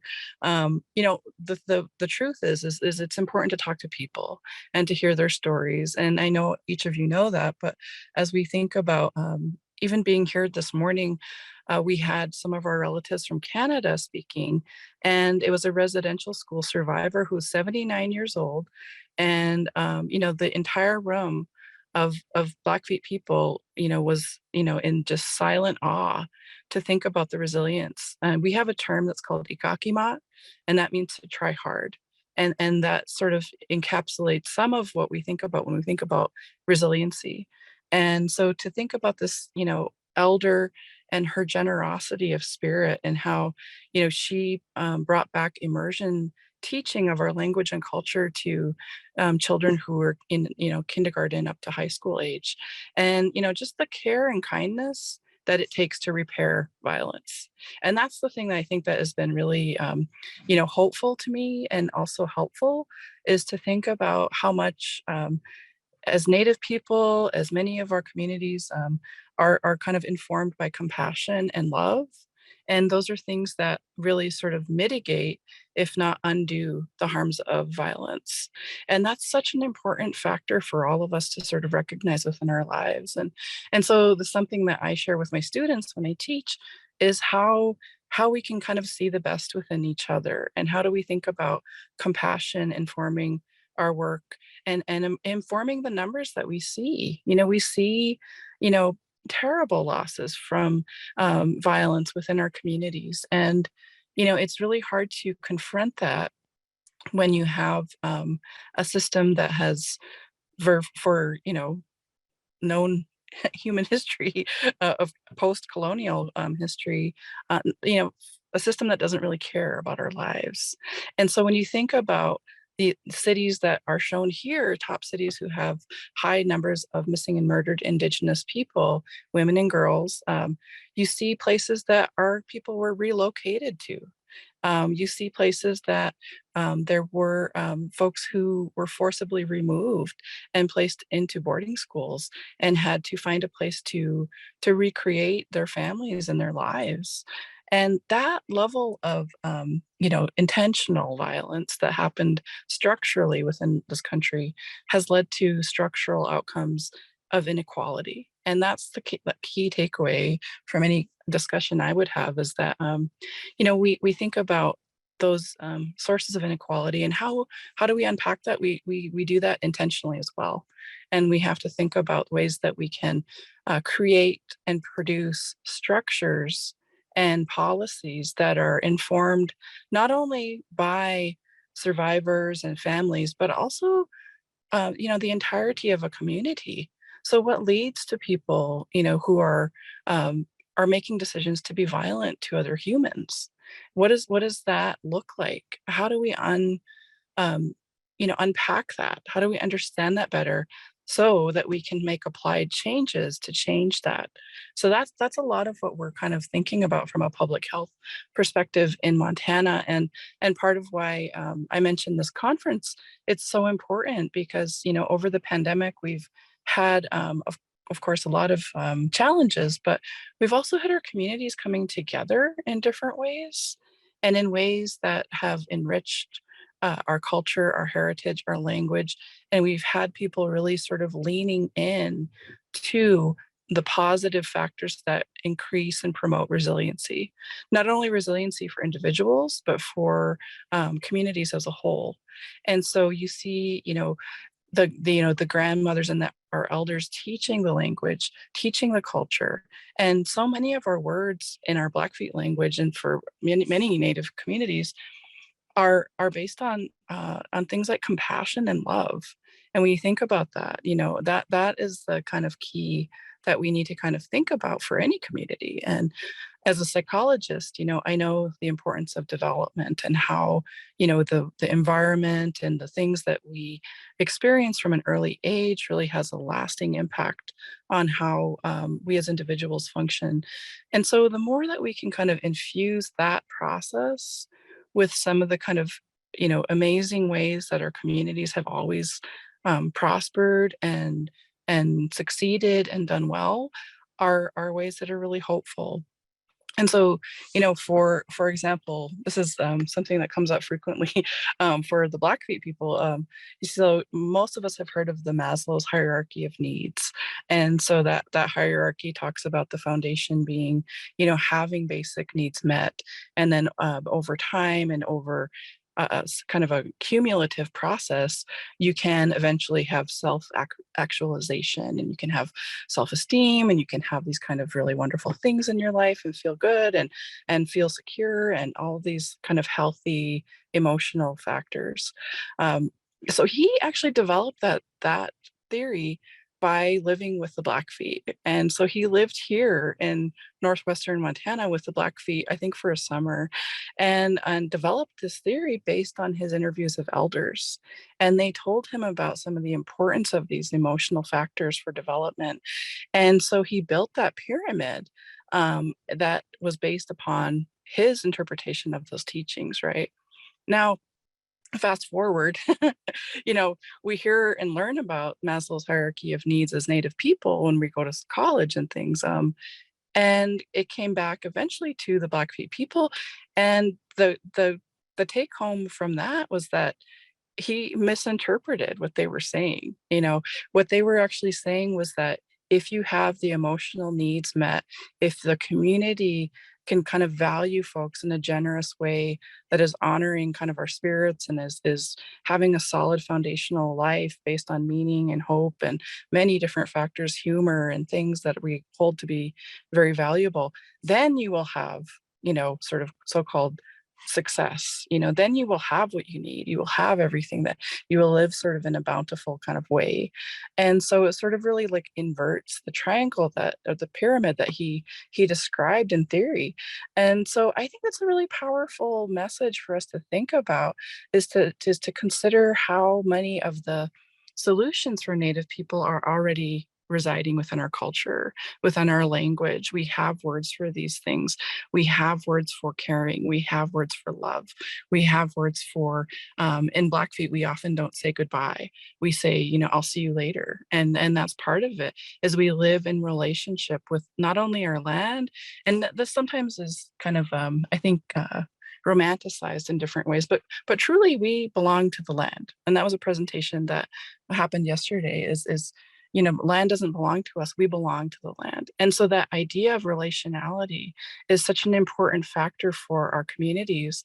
And to the extent too that our ancestors are really help us to solidify who we are as people and our development as human beings.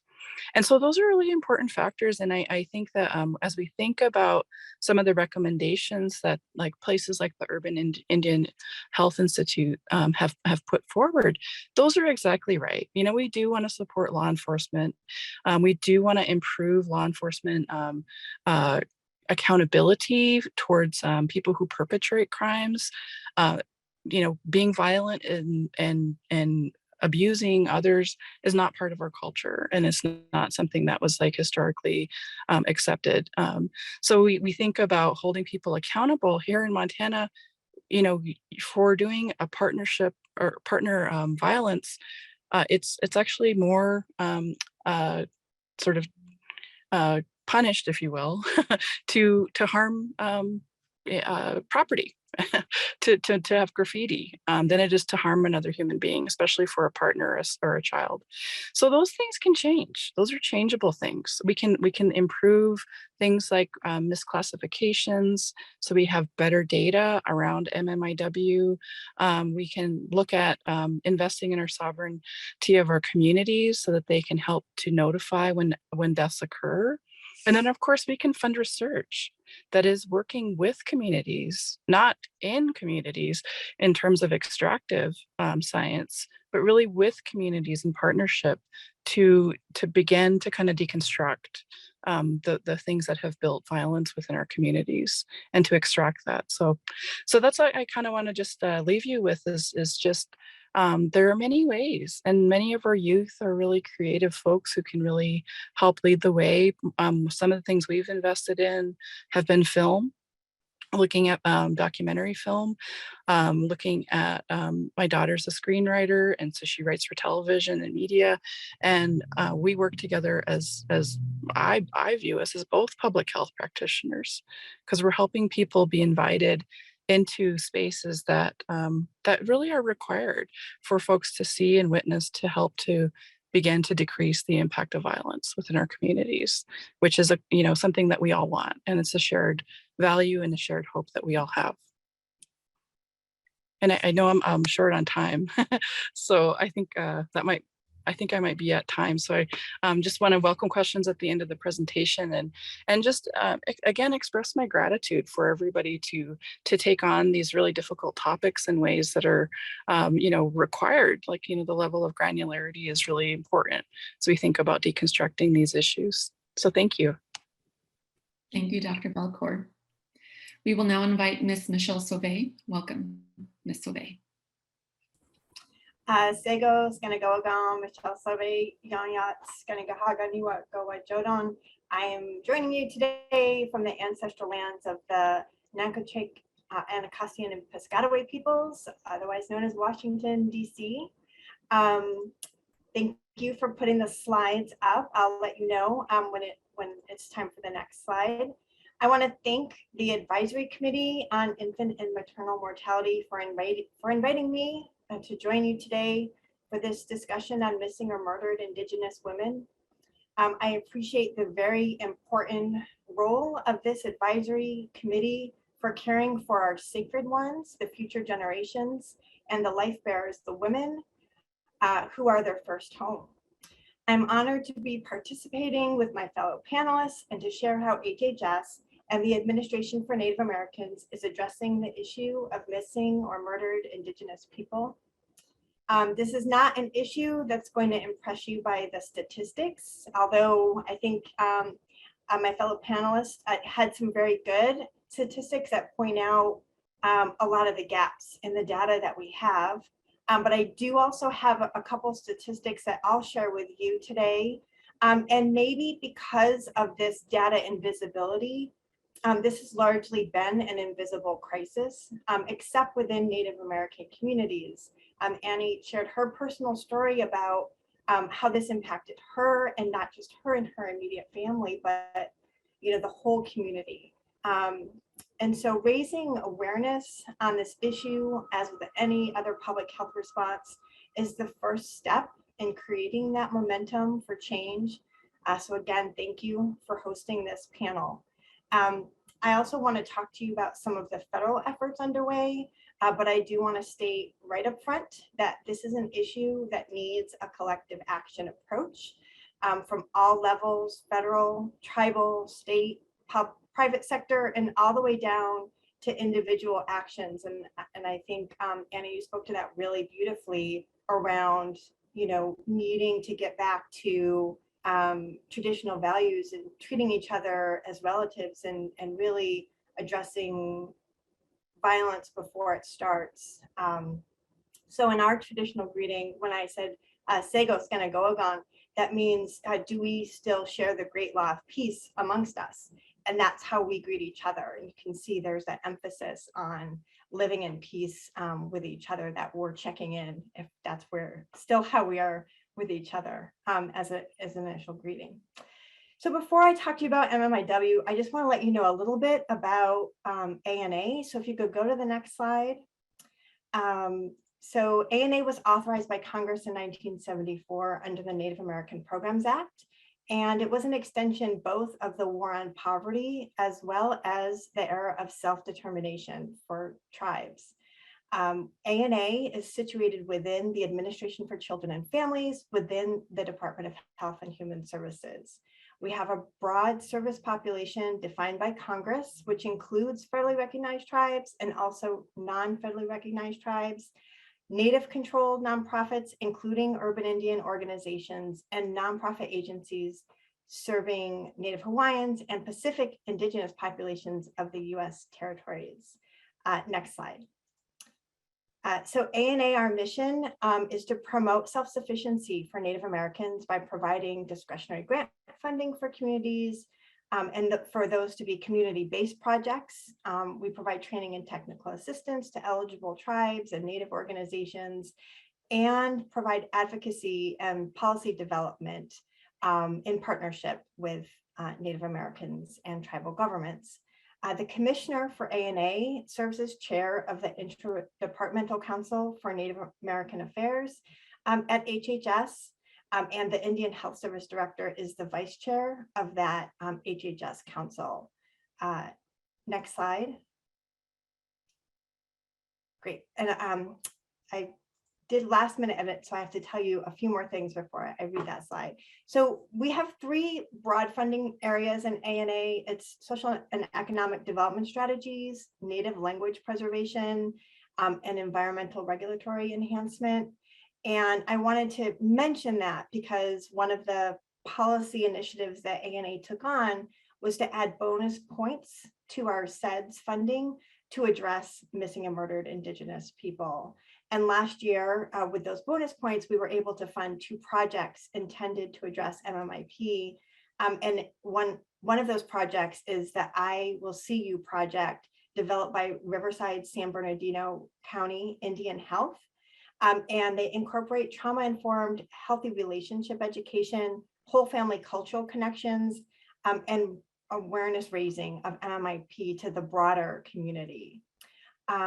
So I want to share a bit more about how ANA and ACF has become involved in this issue.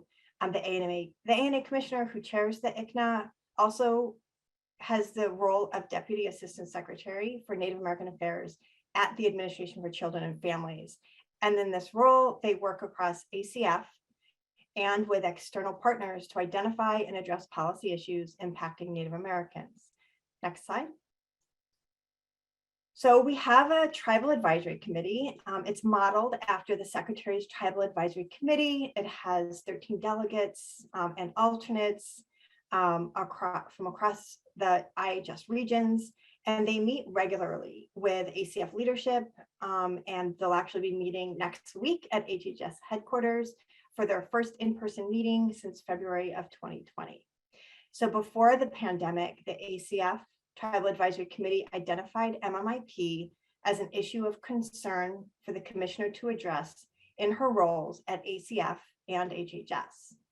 And despite and throughout the pandemic, the ACF TAC has continued to stay engaged on a number of issues with ACF, including MMIP. And this slide shows you the current priorities for the ACF TAC, and the priority 4 is addressing missing or murdered Indigenous persons. So next slide. So the last administration established an executive order to address MMIP, and that mobilized federal agencies to act more decisively on this issue. This executive order was in effect under 2 administrations. So it was issued and effective from November 2019 through November 2021. And so since that time, the Department of Health and Human Services, Department of Justice, and Interior have worked more closely to achieve the reality envisioned under that executive order. The task force held a dozen tribal consultations, which were all virtual, numerous listening sessions with organizations like the National Congress of American Indians Violence Against Women Task Force, and of course the ACF Tribal Advisory Committee.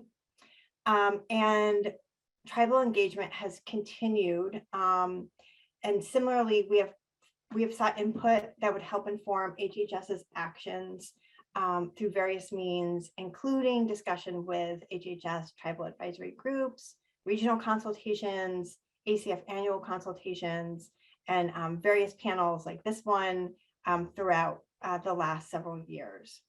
So I'm mentioning all of this because I think it's very important to engage at all levels, as I've mentioned, and to continuously receive those with lived experience, their feedback, tribal leaders, what their struggles are. And as public servants, we really have to commit to working in partnership with tribal communities and non-tribal communities to end this crisis of missing or murdered Native Americans by strengthening and empowering our populations that may be especially vulnerable. So next slide. I mentioned that for many years, this crisis of missing or murdered Indigenous women and girls in the United States was invisible to the general public, even though it was a known issue to many Native peoples. And slowly through the years of grassroots activism, organizations like Urban Indian Health Institute and others, and advocates and communities began to unify around this issue and bring it to light. There was a belief that the issue of missing and murdered women and girls, as well as gender diverse people, was being underreported. I think we most recently saw this with the high media attention given to Gabby Petito, while there were several Native women who'd been missing from the same area, and they did not get the same media attention.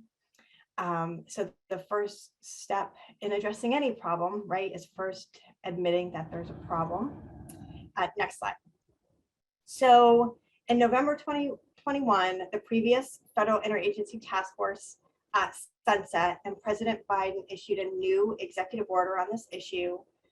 Both executive orders share a focus on better coordination by law enforcement and understanding the data as well as the limitations of the data.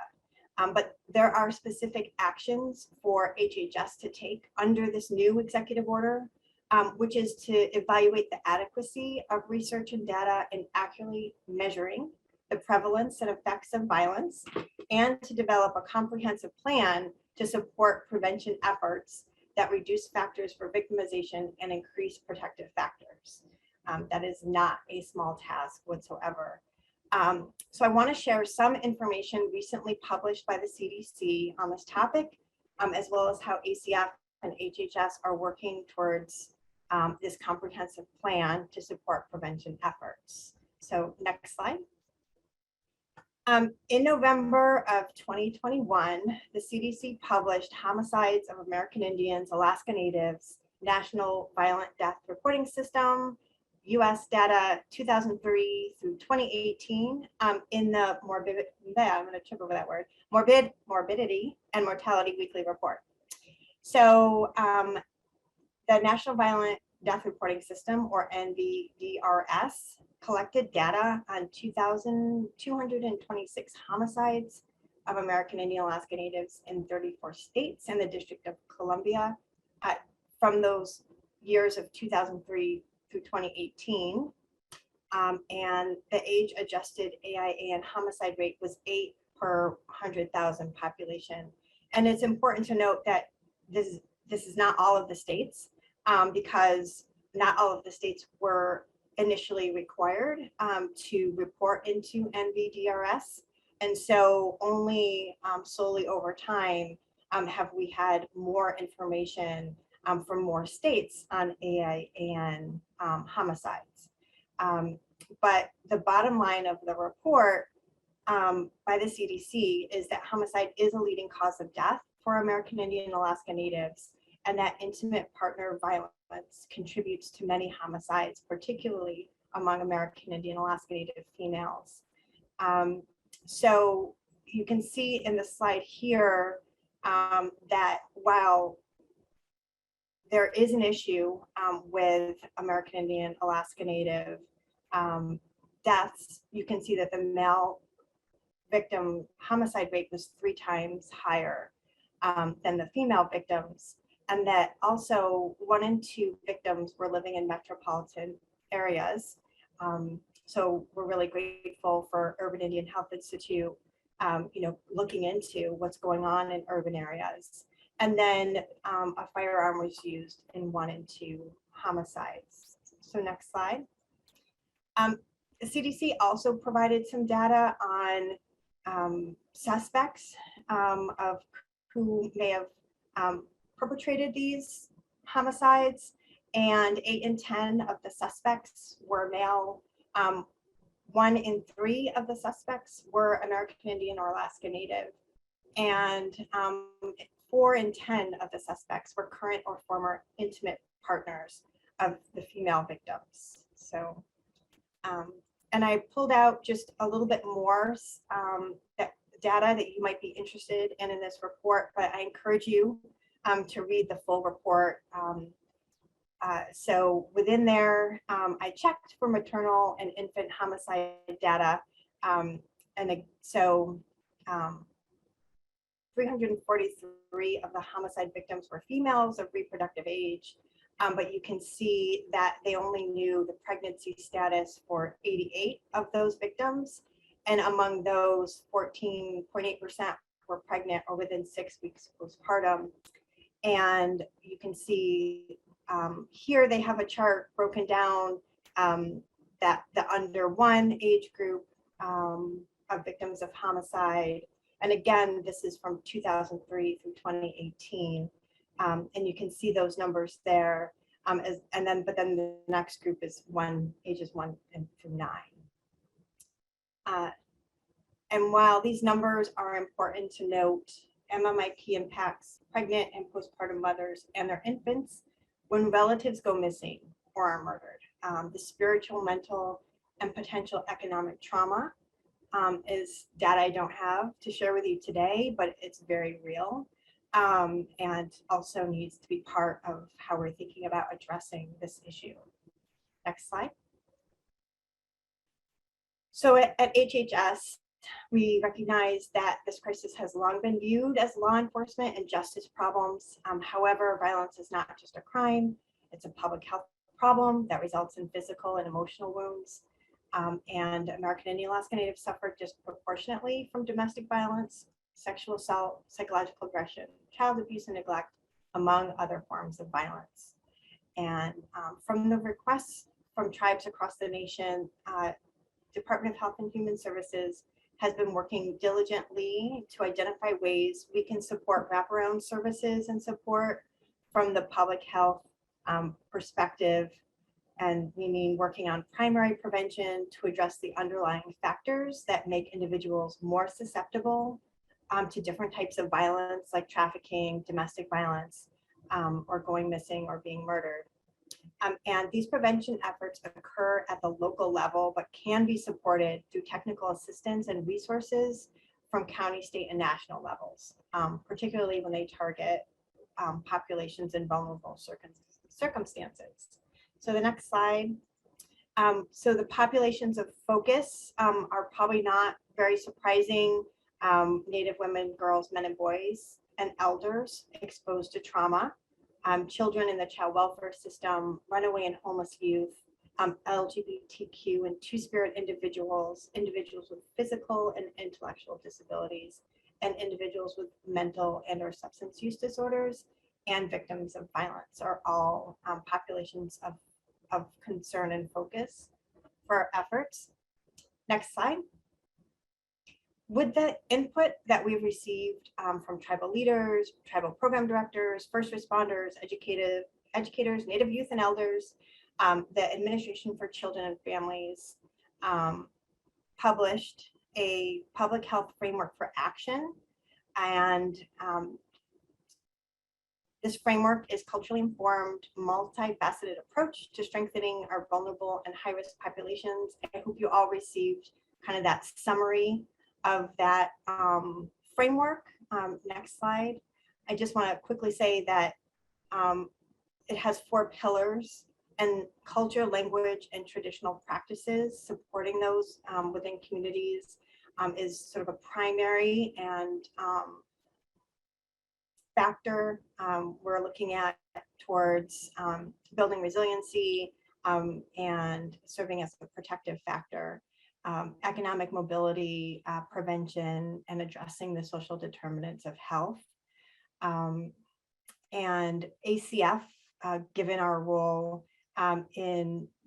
supporting programs like Head Start, tribal home visiting, the Family Violence Prevention and Services program, and others, really is focused on identifying ways to support families. And I wanted to point out that under the American Rescue Plan, the Family Services Bureau received nearly $237 million that includes grants to tribes to provide temporary housing assistance and supportive services to victims of family, domestic and dating violence, the Strong Hearts Native Helpline, the National Indian Resource Center addressing violence against Indian women, Alaska Native Tribal Resource Center on domestic violence, specialized services for abused parents and their children, and new grants to assist rape crisis centers in transitioning to virtual services and meeting the emergency needs of survivors. So next slide. I'm going to try to make up some time. Our implementation strategy in the handout we provided has sort of the protective factors that we are focused on, describes what we mean by that and some actions that ACF will be taking. But we're sort of focused on these 4 actions around communicating, around the resources and technical assistance we have available, working collaboratively and creating new partnerships to advance the strategic actions, capacity building, both internally for ACF to engage in this work, but also with our partners that receive our funding, and continuous community engagement. So the next slide. Just to sum up, we really need to make sure everyone is aware that this is an issue that needs resources targeted to address it. And the second thing, especially from the federal government perspective, is to take a collaborative approach to addressing violence. We've learned from listening that this has to be addressed at all levels. And it's at the individual, the family, the community level as well. And third, at the national level, we can help with identifying and amplifying what's working. But ultimately, it's a combined effort that's going to make a difference in this issue. As Indigenous peoples, we've withstood much adversity, overcoming many challenges, and we remain determined. So thank you for your time today. And I look forward to listening to Stephen provide his remarks and take any questions. Thank you very much, Michelle. We will move on to Stephen, and then we will have questions. Stephen, welcome. Thanks so much, Janelle, and thank you, Michelle. Thank you, Dr. Belcourt. Thanks for this opportunity to speak with the committee. My name is Stephen Hayes. I'm with the HRSA Office of Women's Health, and I really hope the information we provide can be helpful to the committee and to all those attending today as you consider some of these pressing issues that we're talking about today. I come to you also from Washington, D.C., the ancestral lands of the Nacotchtank and Piscataway peoples. And I want to also, before I get started, recognize the work of very many people within HRSA and beyond who contributed to a lot of what I'll be sharing today. Too many to name. HRSA truly has had an all hands on deck approach to IPV as a result of some of the work we'll be describing here, and excited to share some of the potential implications of that. I'm coming from more of a federal perspective, certainly, so apologize that this will be more of a zoom out to systems, but want to hopefully be able to frame those in the context of how these systems can be leveraged to address a crisis like this one. I also want to acknowledge that we're talking about sensitive issues, obviously, and that many of us have experience with them. And so please be gentle with yourself and step away or mute this meeting as necessary so that you can have the time and grace you need, and appreciate this opportunity again. So go to the next slide. Thanks. So just as a roadmap for what we're covering today, we'll give you a super quick touch on OWH and where we sit, but we think it's relevant for some of our comments today. We're also going to talk about the process that went into and the data that was formative for the HRSA's first agency-wide approach to intimate partner violence. And then we'll talk about some of the resulting work and its implications for some potential extensions in addressing missing and murdered Indigenous women and girls. And want to just sort of emphasize now, in the event that they get lost as we go through, some of the important themes for us from the OWH perspective as we discuss this issue that apply certainly to this population in question, but broadly as well. The importance of meeting individuals and families' social needs that contribute to preventing violence and other negative health outcomes. I think we've been encouraged to hear that across the presentations both days in this committee meeting. Also, the expanding the understanding to focus on upstream violence prevention as possible to help us encourage other positive health outcomes in addition to violence prevention. And also the importance and utility of an all-of-organization approach like the one we hope to describe to you in the strategy as being one that's practical and effective, and how those lessons might be applicable outside of the federal space as well. Next slide, please. So briefly, where we sit is within the Office of the Administrator here at HRSA, and so OWH provides leadership on women's health and sex gender specific issues.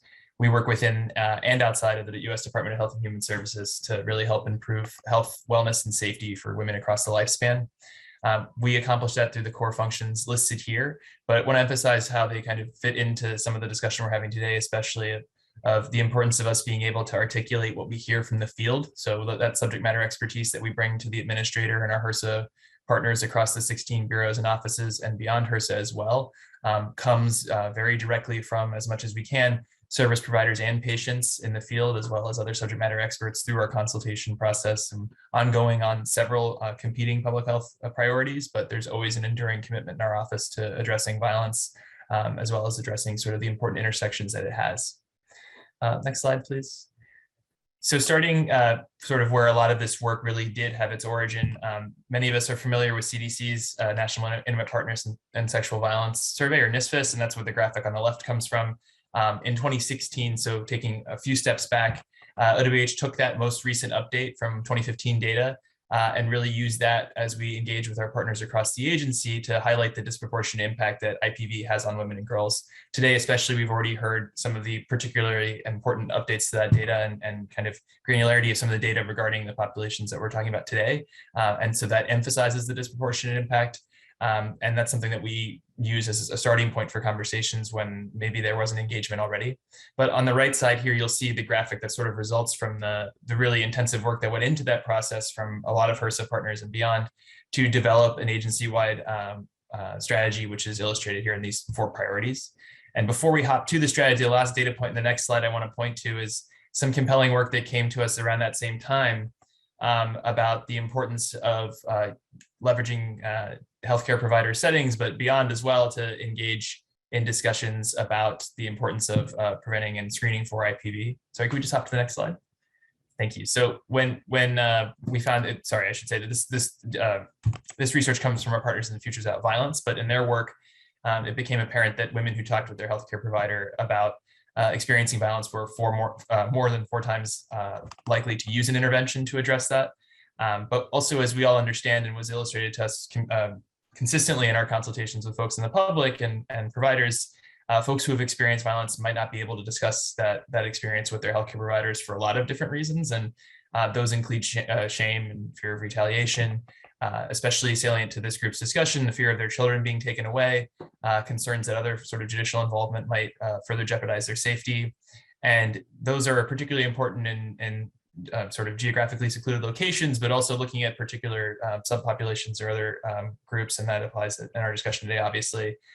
We also know that a lot of healthcare providers have cited several factors for not screening, and screening is not the only objective, obviously, but looking at this data sort of as a starting point for those conversations. One of the ones that is enduring and we hear consistently and continue to try to address, and hopefully can talk about a little bit today as well, is the importance of having something to do if we do screen and do identify an instance of violence, and sort of following the patient's what will be sort of the best possible outcome based on resources available, and ensuring that there are those partnerships necessary to make those resources available and wraparound services. But hopping to the next slide is when we can kind of describe some of the work that happened between January 2017 and December of 2020 under the auspices of the first strategy to address intimate partner violence. So the 4 priority areas are listed across the top, and just speaking from sort of the process tracking metrics that we used, the strategy had identified 27 key activities for the 16 bureaus and offices at HRSA to undertake, which existed on these 4 priority areas. And by December of 2020, all 27 had been completed.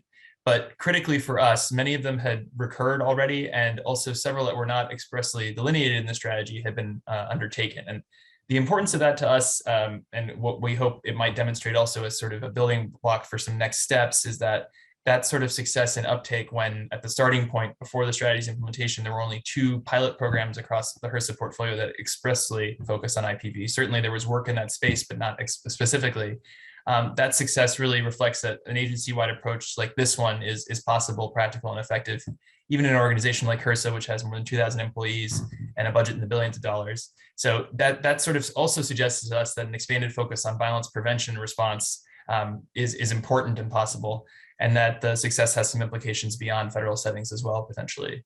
And a final comment on here, as we think about some of the other opportunities, as we continue to serve people in the context of the pandemic and sort of the stages that we move through, there are a lot of opportunities that can rise around addressing intimate partner violence and missing and murder that can also support our work in other areas. And so as an example of that, as we know, violence and trauma, the cycles of violence and trauma present a lot of opportunities to disrupt the cycles and use sort of and leverage our prevention and response to have lasting impacts on those we serve within their lives and their lifetimes. But critically, as we've heard across the 2 days, but especially in our last 2 presentations, the lasting impacts that exist for folks' networks as well, so their families and beyond, and really seizing those opportunities are things that are of interest to us.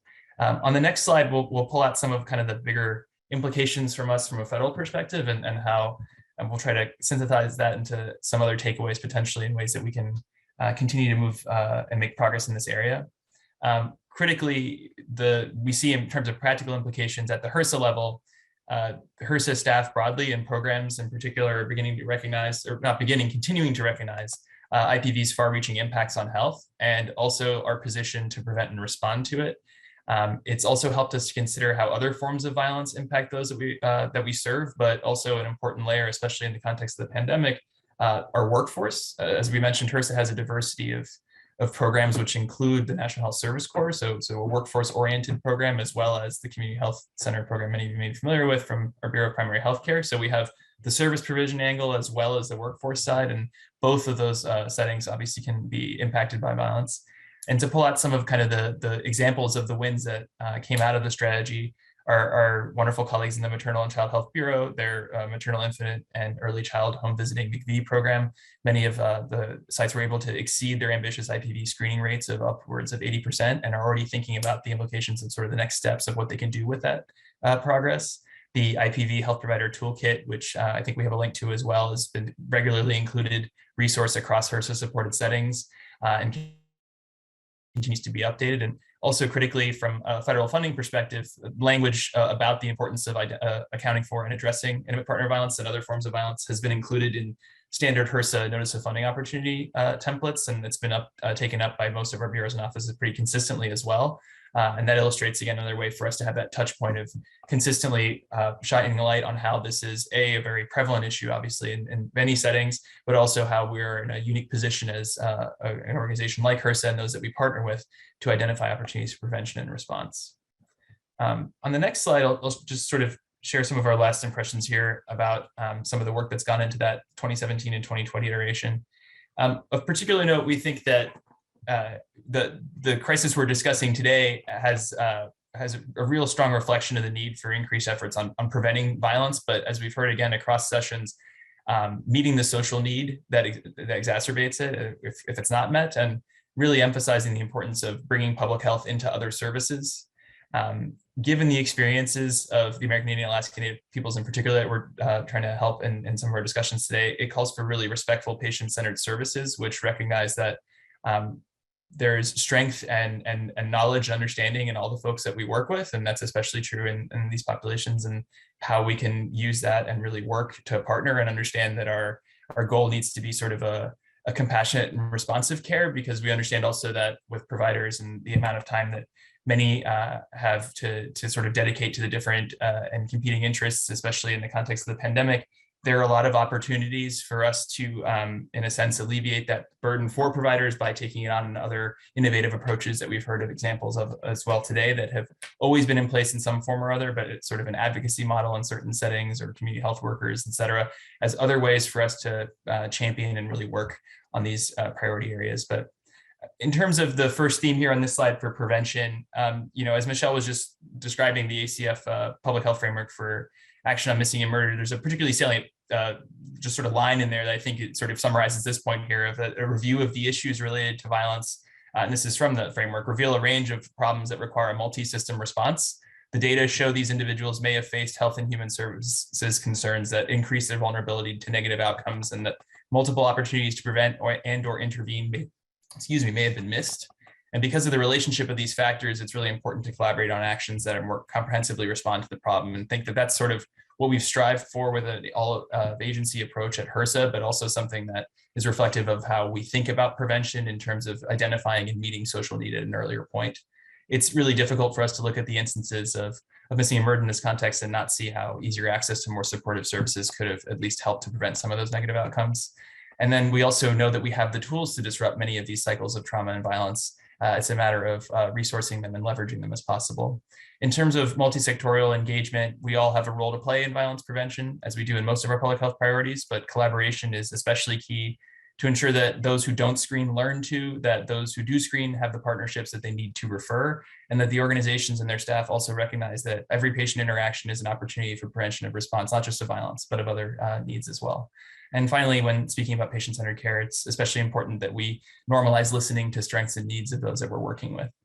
The last two slides that I have here are just of other HRSA resources, and I'll kind of zoom through those as I know we're close to time. Oh, I'm sorry, I'm skipping one of the biggest the biggest points for us. I'll apologize.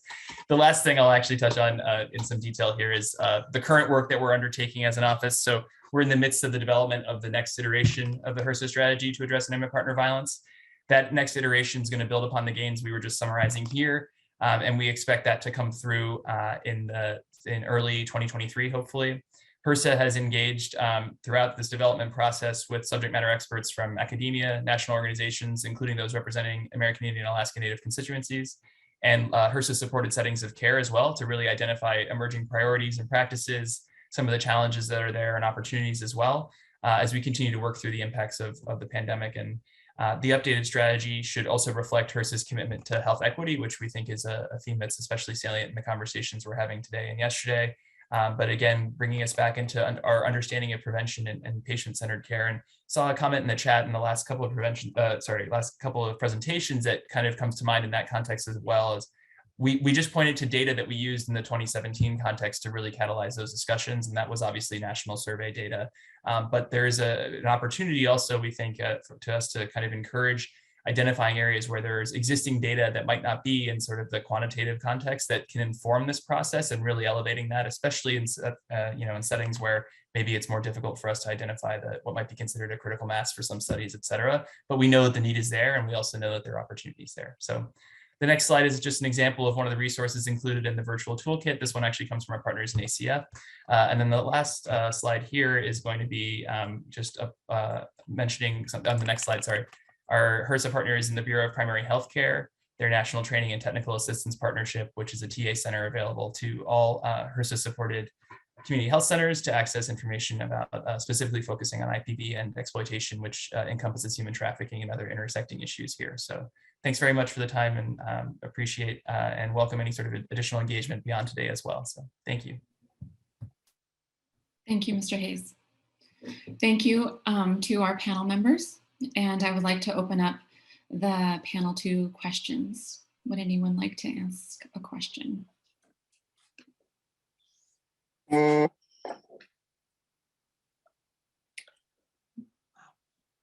Magda, are you trying to speak? No, I'm good. Okay. I'm digesting. It was a huge amount of information. So maybe if we could all just take a breath and express our gratitude to the array that went from the heart to the mind, if you will, from the micro to the macro. So I'm just going to take a breather for a second before I charge in with a question and listen to my other colleagues on ACIMM if they'd like to go first.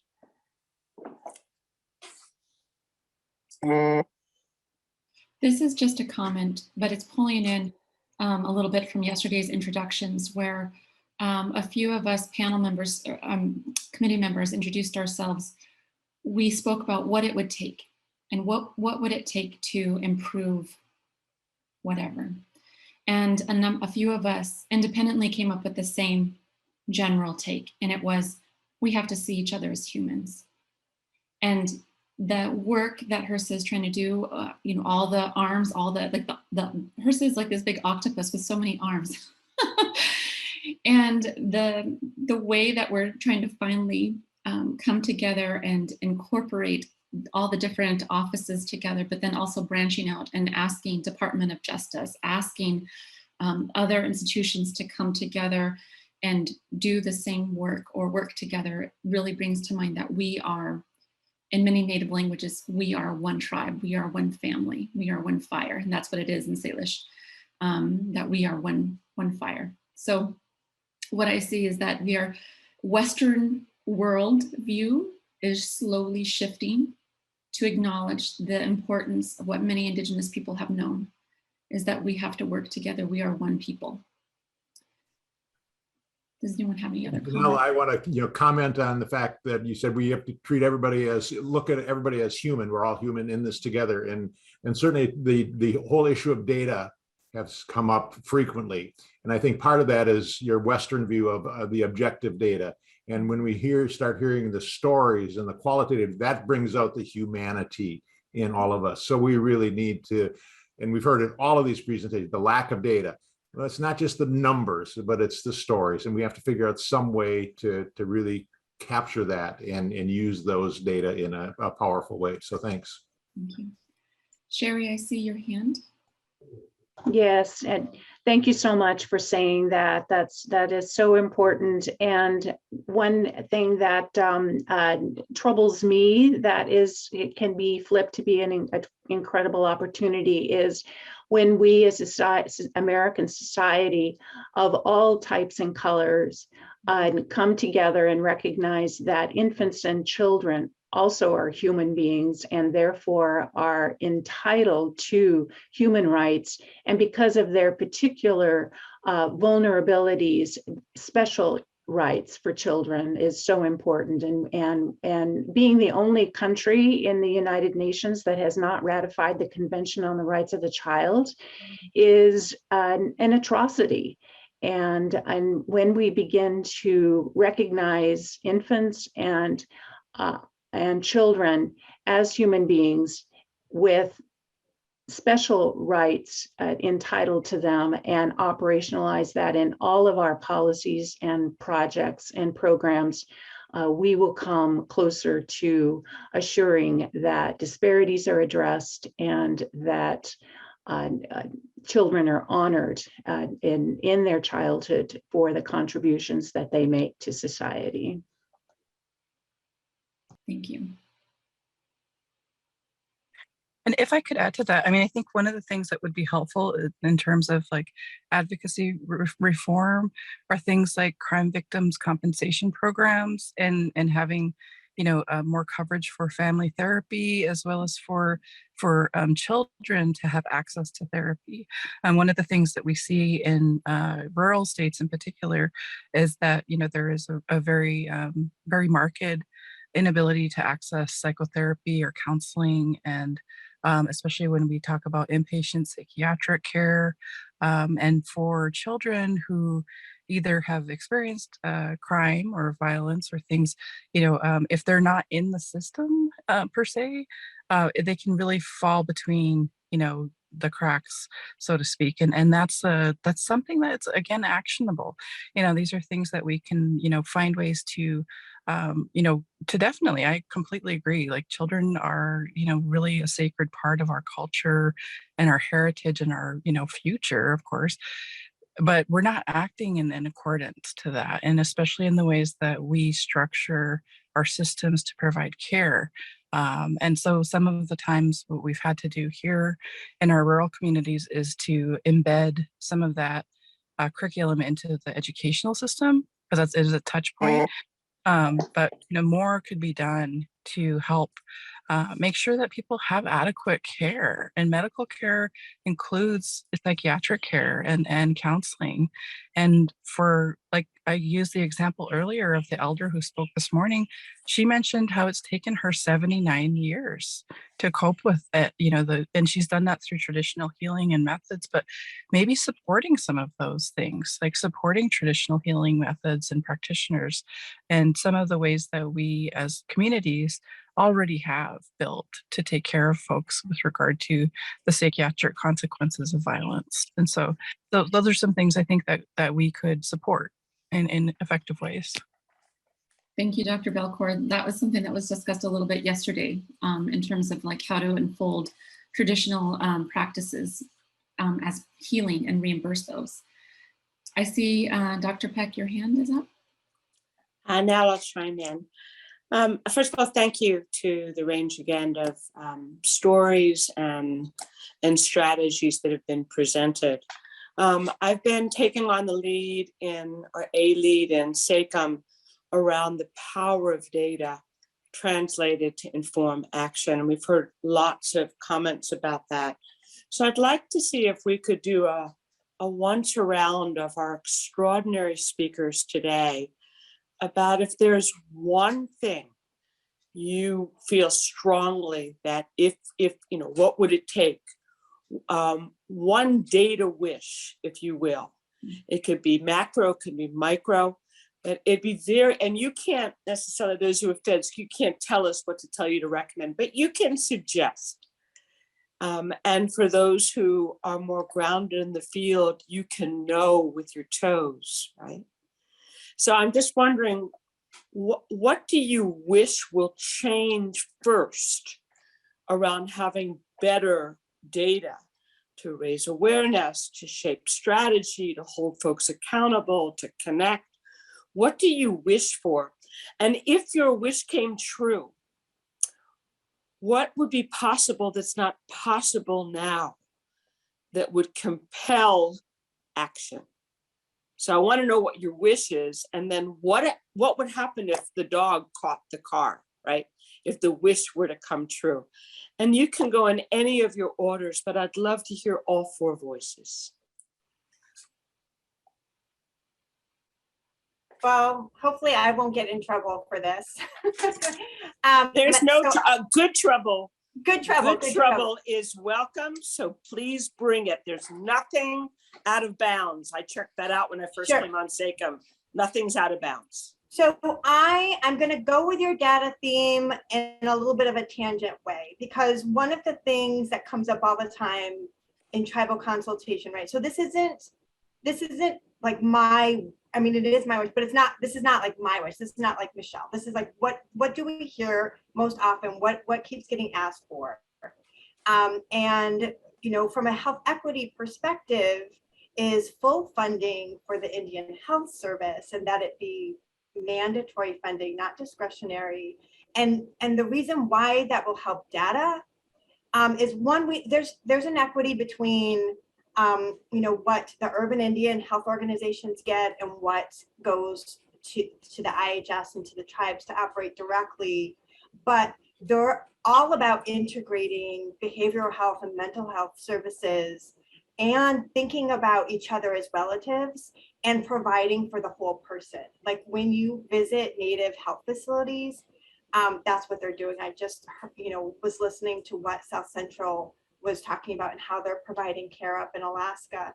So to me, that full funding would provide the capacity for better data systems, better data integration. And because there are these different systems between the tribally operated and the IHS operated, and they can't necessarily, you know, collate and that data can't speak to each other, that's where I'm going to go with my recommendation. I think if we had that, then there could be an improvement, and you wouldn't believe kind of the difference you could see, and it would be, yeah, I think transformational. Michelle, that is not anywhere out of left field. That is central to what we heard yesterday. That is already a core recommendation that we as SACIMM are advancing, and I appreciate, and I think we appreciate your underscoring and elevating that there's not a quick fix, and without the adequacy, and that should be defined as generously as possible, then there cannot be the systems that will tell the stories at the numerator, denominator, heart, mind, spirit, and soul. Thank you. Anybody else at a wish list? To build on that slightly, in the data context, it's sort of and I'm going to try to be a little ambitious with it, I guess, in terms of using the framing of definitions.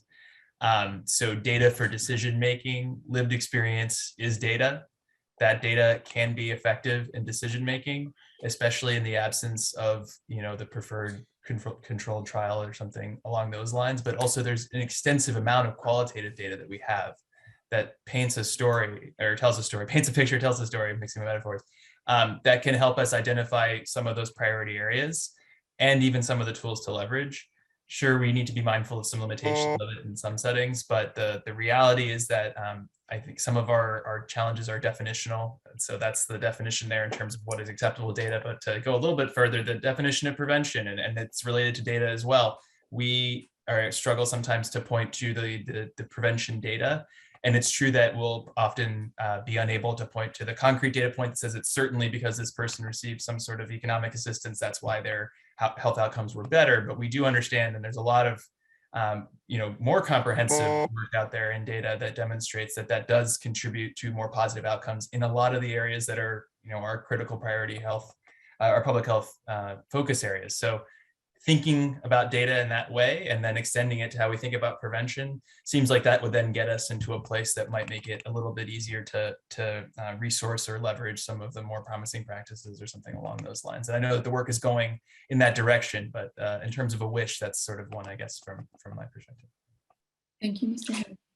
I know that we're about to run out of time, but I wanted to give Dr. Belcourt her opportunity to also answer the question before we depart. And there are a number of hands up, so maybe a direct message or message to the panelists from our committee would be wonderful. Thank you.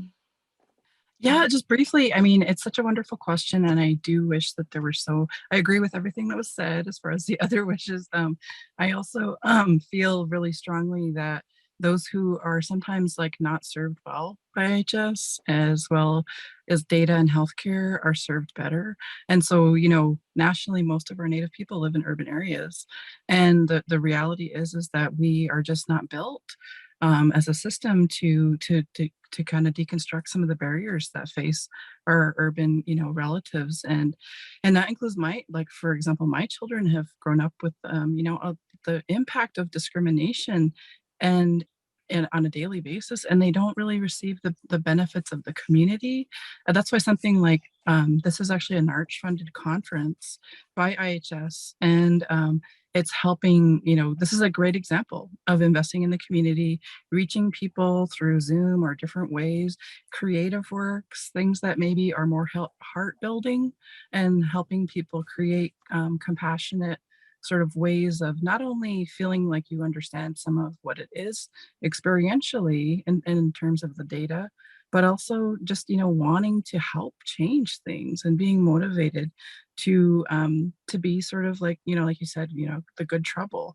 I mean, we need that in our communities, and we need to partner with allies who can help, because, you know, the challenges are really profound when you're talking about racism and the impacts of, you know, a cruel, brutal history for American Indian people.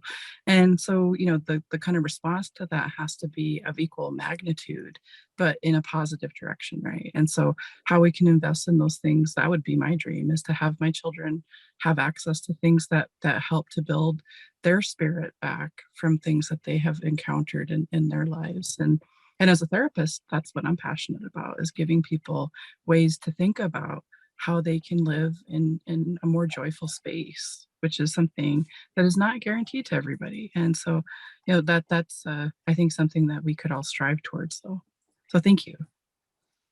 Thank you. Thank you, everyone. Thank you to the panel. I know that we would enjoy for you to stay and continue. We will be having a breakout session. So following this break, there will be a violence, incarceration, substance abuse. That's room 2. We will also have a breakout room number 3 on Indian Health Service concerns, and breakout room number 1 is sudden unexpected infant death. So if you have time and you are willing, you're welcome to join and listen in and give your 2 cents as well. Thank you very much. I think that I will allow Ed to kind of lead us onward. Thank you, Janelle, and thanks to this panel. This was really great. However, there is only one set timeline in our meetings, and that is for public comment. So because we make this public, we have to be back in session by 2:45.